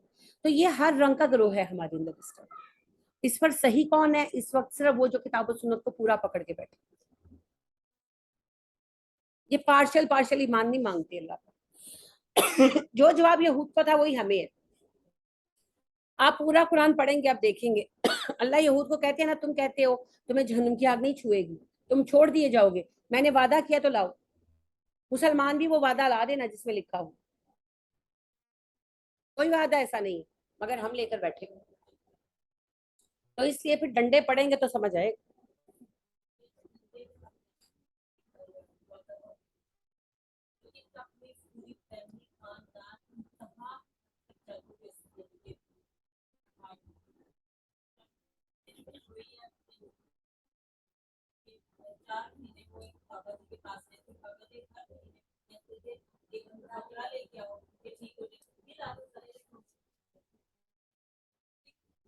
अफसोस की बात यह है कि मरना तो तय था लेकिन शिर्क पर मरे। ये जो हजरत अय्यूब अलैहिस्सलाम का किस्सा पढ़ेंगे उसमें आप देखेंगे कि हजरत अय्यूब ने कसम खाई थी अपनी बीवी को मारने की। हदीस आती है बाकायदा उस पर कि उनकी वो हजरत अय्यूब बहुत अरसे से बीमार थे, 18 साल हो गए थे। तो एक दिन उनकी बीवी आ रही थी तो शैतान हजरत अय्यूब के दोस्त की शक्ल में उनसे मिला और कहने लगा कि अय्यूब जिद्दी बड़ा, अगर वो मान जाए फुला मजार पे चढ़ावा चढ़ा दे तो अय्यूब ठीक हो जाए। तो वो गई, परेशान थी, कहने लगी एक बात को आप नाराज तो नहीं हो गया? हजरत अय्यूब ने कहा कहो। तो कहने लगी अगर आप इजाजत दे तो आपकी सेहतमंदी के लिए फुला मजार पे चढ़ावा चढ़ा दूं। हजरत अय्यूब को गुस्सा आ गया, कहने लगे तुम मुझसे शिरक करवाना चाहती हो, अल्लाह की कसम मैं सेहतमंद हो गया तुम्हें 100 ज़रबे मारूंगा। ये ठीक हो गए बाद में अल्लाह के हुक्म से। तो अब उनको गम हुआ कि इतनी खिदमत इससे की मैं इसे मारूं, तो अल्लाह से दुआ की, तो अल्लाह ने कहा 100 तिनके लो और उसको मार दो। تو بس قسم پوری. ٹھیک ہے. اب آپ یہ دیکھیں کہ اس بات پر حضرت ایوب کیا کہتے ہیں. تو یہ سب شرک کی باتیں. صحت اس نے دینی ہے, بیماری بھی وہ دینے والا ہے, کوئی مدد نہیں کر سکتا ہے ہی نہیں کوئی. اور نبی کریم صلی اللہ علیہ وسلم سے بہتر کون ہے؟ آپ صلی اللہ علیہ وسلم جب بیمار ہوئے کتنا دم کیا خود کو, کتنا دم کیا, نہیں شفا ہوئی. حالانکہ آپ کی شفا, آپ کی دعا کا اثر اور شفا کا عالم یہ تھا, شفا تو اللہ دیتے ہیں, مگر آپ کی دعا کے اثر کا عالم یہ تھا کہ علی رضی اللہ تعالیٰ عنہ کو آنکھوں کے درد کی بیماری تھی, بار بار آنکھیں آ جاتی تھی ان کی. تو خیبر کے موقع پر آپ نے اپنا تھوک لگایا, دوبارہ کبھی حضرت علی کی آنکھیں نہیں ہوئی. حضرت کعب کی آنکھ نکل گئی تھی احد کی جنگ میں, آپ نے واپس رکھ کر دم کیا تو ان کی آنکھ ٹھیک ہو گئی اسی وقت. اور وہ بوڑھے ہو گئے تھے تو کہتے تھے مجھے اس آنکھ سے, دائیں آنکھ تھی تو بوڑھے ہو گئے تھے تو کہتے تھے مجھے آج بھی اس آنکھ سے صحیح نظر آتا ہے, دوسری میری آنکھ کمزور ہو گئی. ایسا ماشاءاللہ اللہ نے دعا کی قبولیت آپ کے لیے رکھی تھی, لیکن اپنے لیے آپ نے اتنی دعا مانگی, شفا نہیں ہے. تو اصل بات ہے شفا اس کے ہاتھ میں, وہ دینا چاہے گا تو دے گا, نہیں دینا چاہے گا تو نہیں دے گا. تو بابے, پیر, فقیر سب شرک کے اڈے ہیں. تو موت تو آنی ہے, بس توحید پر موت ہے. اس کی بات یہ ہے کہ پہلے آپ خود کو تھوڑا مضبوط کریں, ہم بھی تھوڑے فارغ ہو جائیں ان سارے سلسلوں سے, تو اللہ کو حکم رہا تو پھر آپ کے پنڈ میں چلیں. ٹھیک ہے, وہاں درس رکھیں گے وہاں.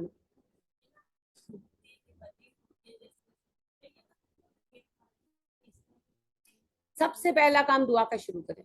آپ سب سے پہلی مدد دعا سے کر سکتے ہیں, لہٰذا نمازوں میں دعا کریں اپنے گھر والوں کے لیے, اور یہ بھی دعا مانگے کہ اللہ مجھے توفیق دے کہ میں دین آپ کو ان تک پہنچا سکوں, اور انہیں توفیق دے وہ قبول کر سکیں. پھر انشاءاللہ ذرا یہ فراغت ہو لے 5-6 ماہ بعد, وہاں پر سلسلہ شروع کرتے ہیں.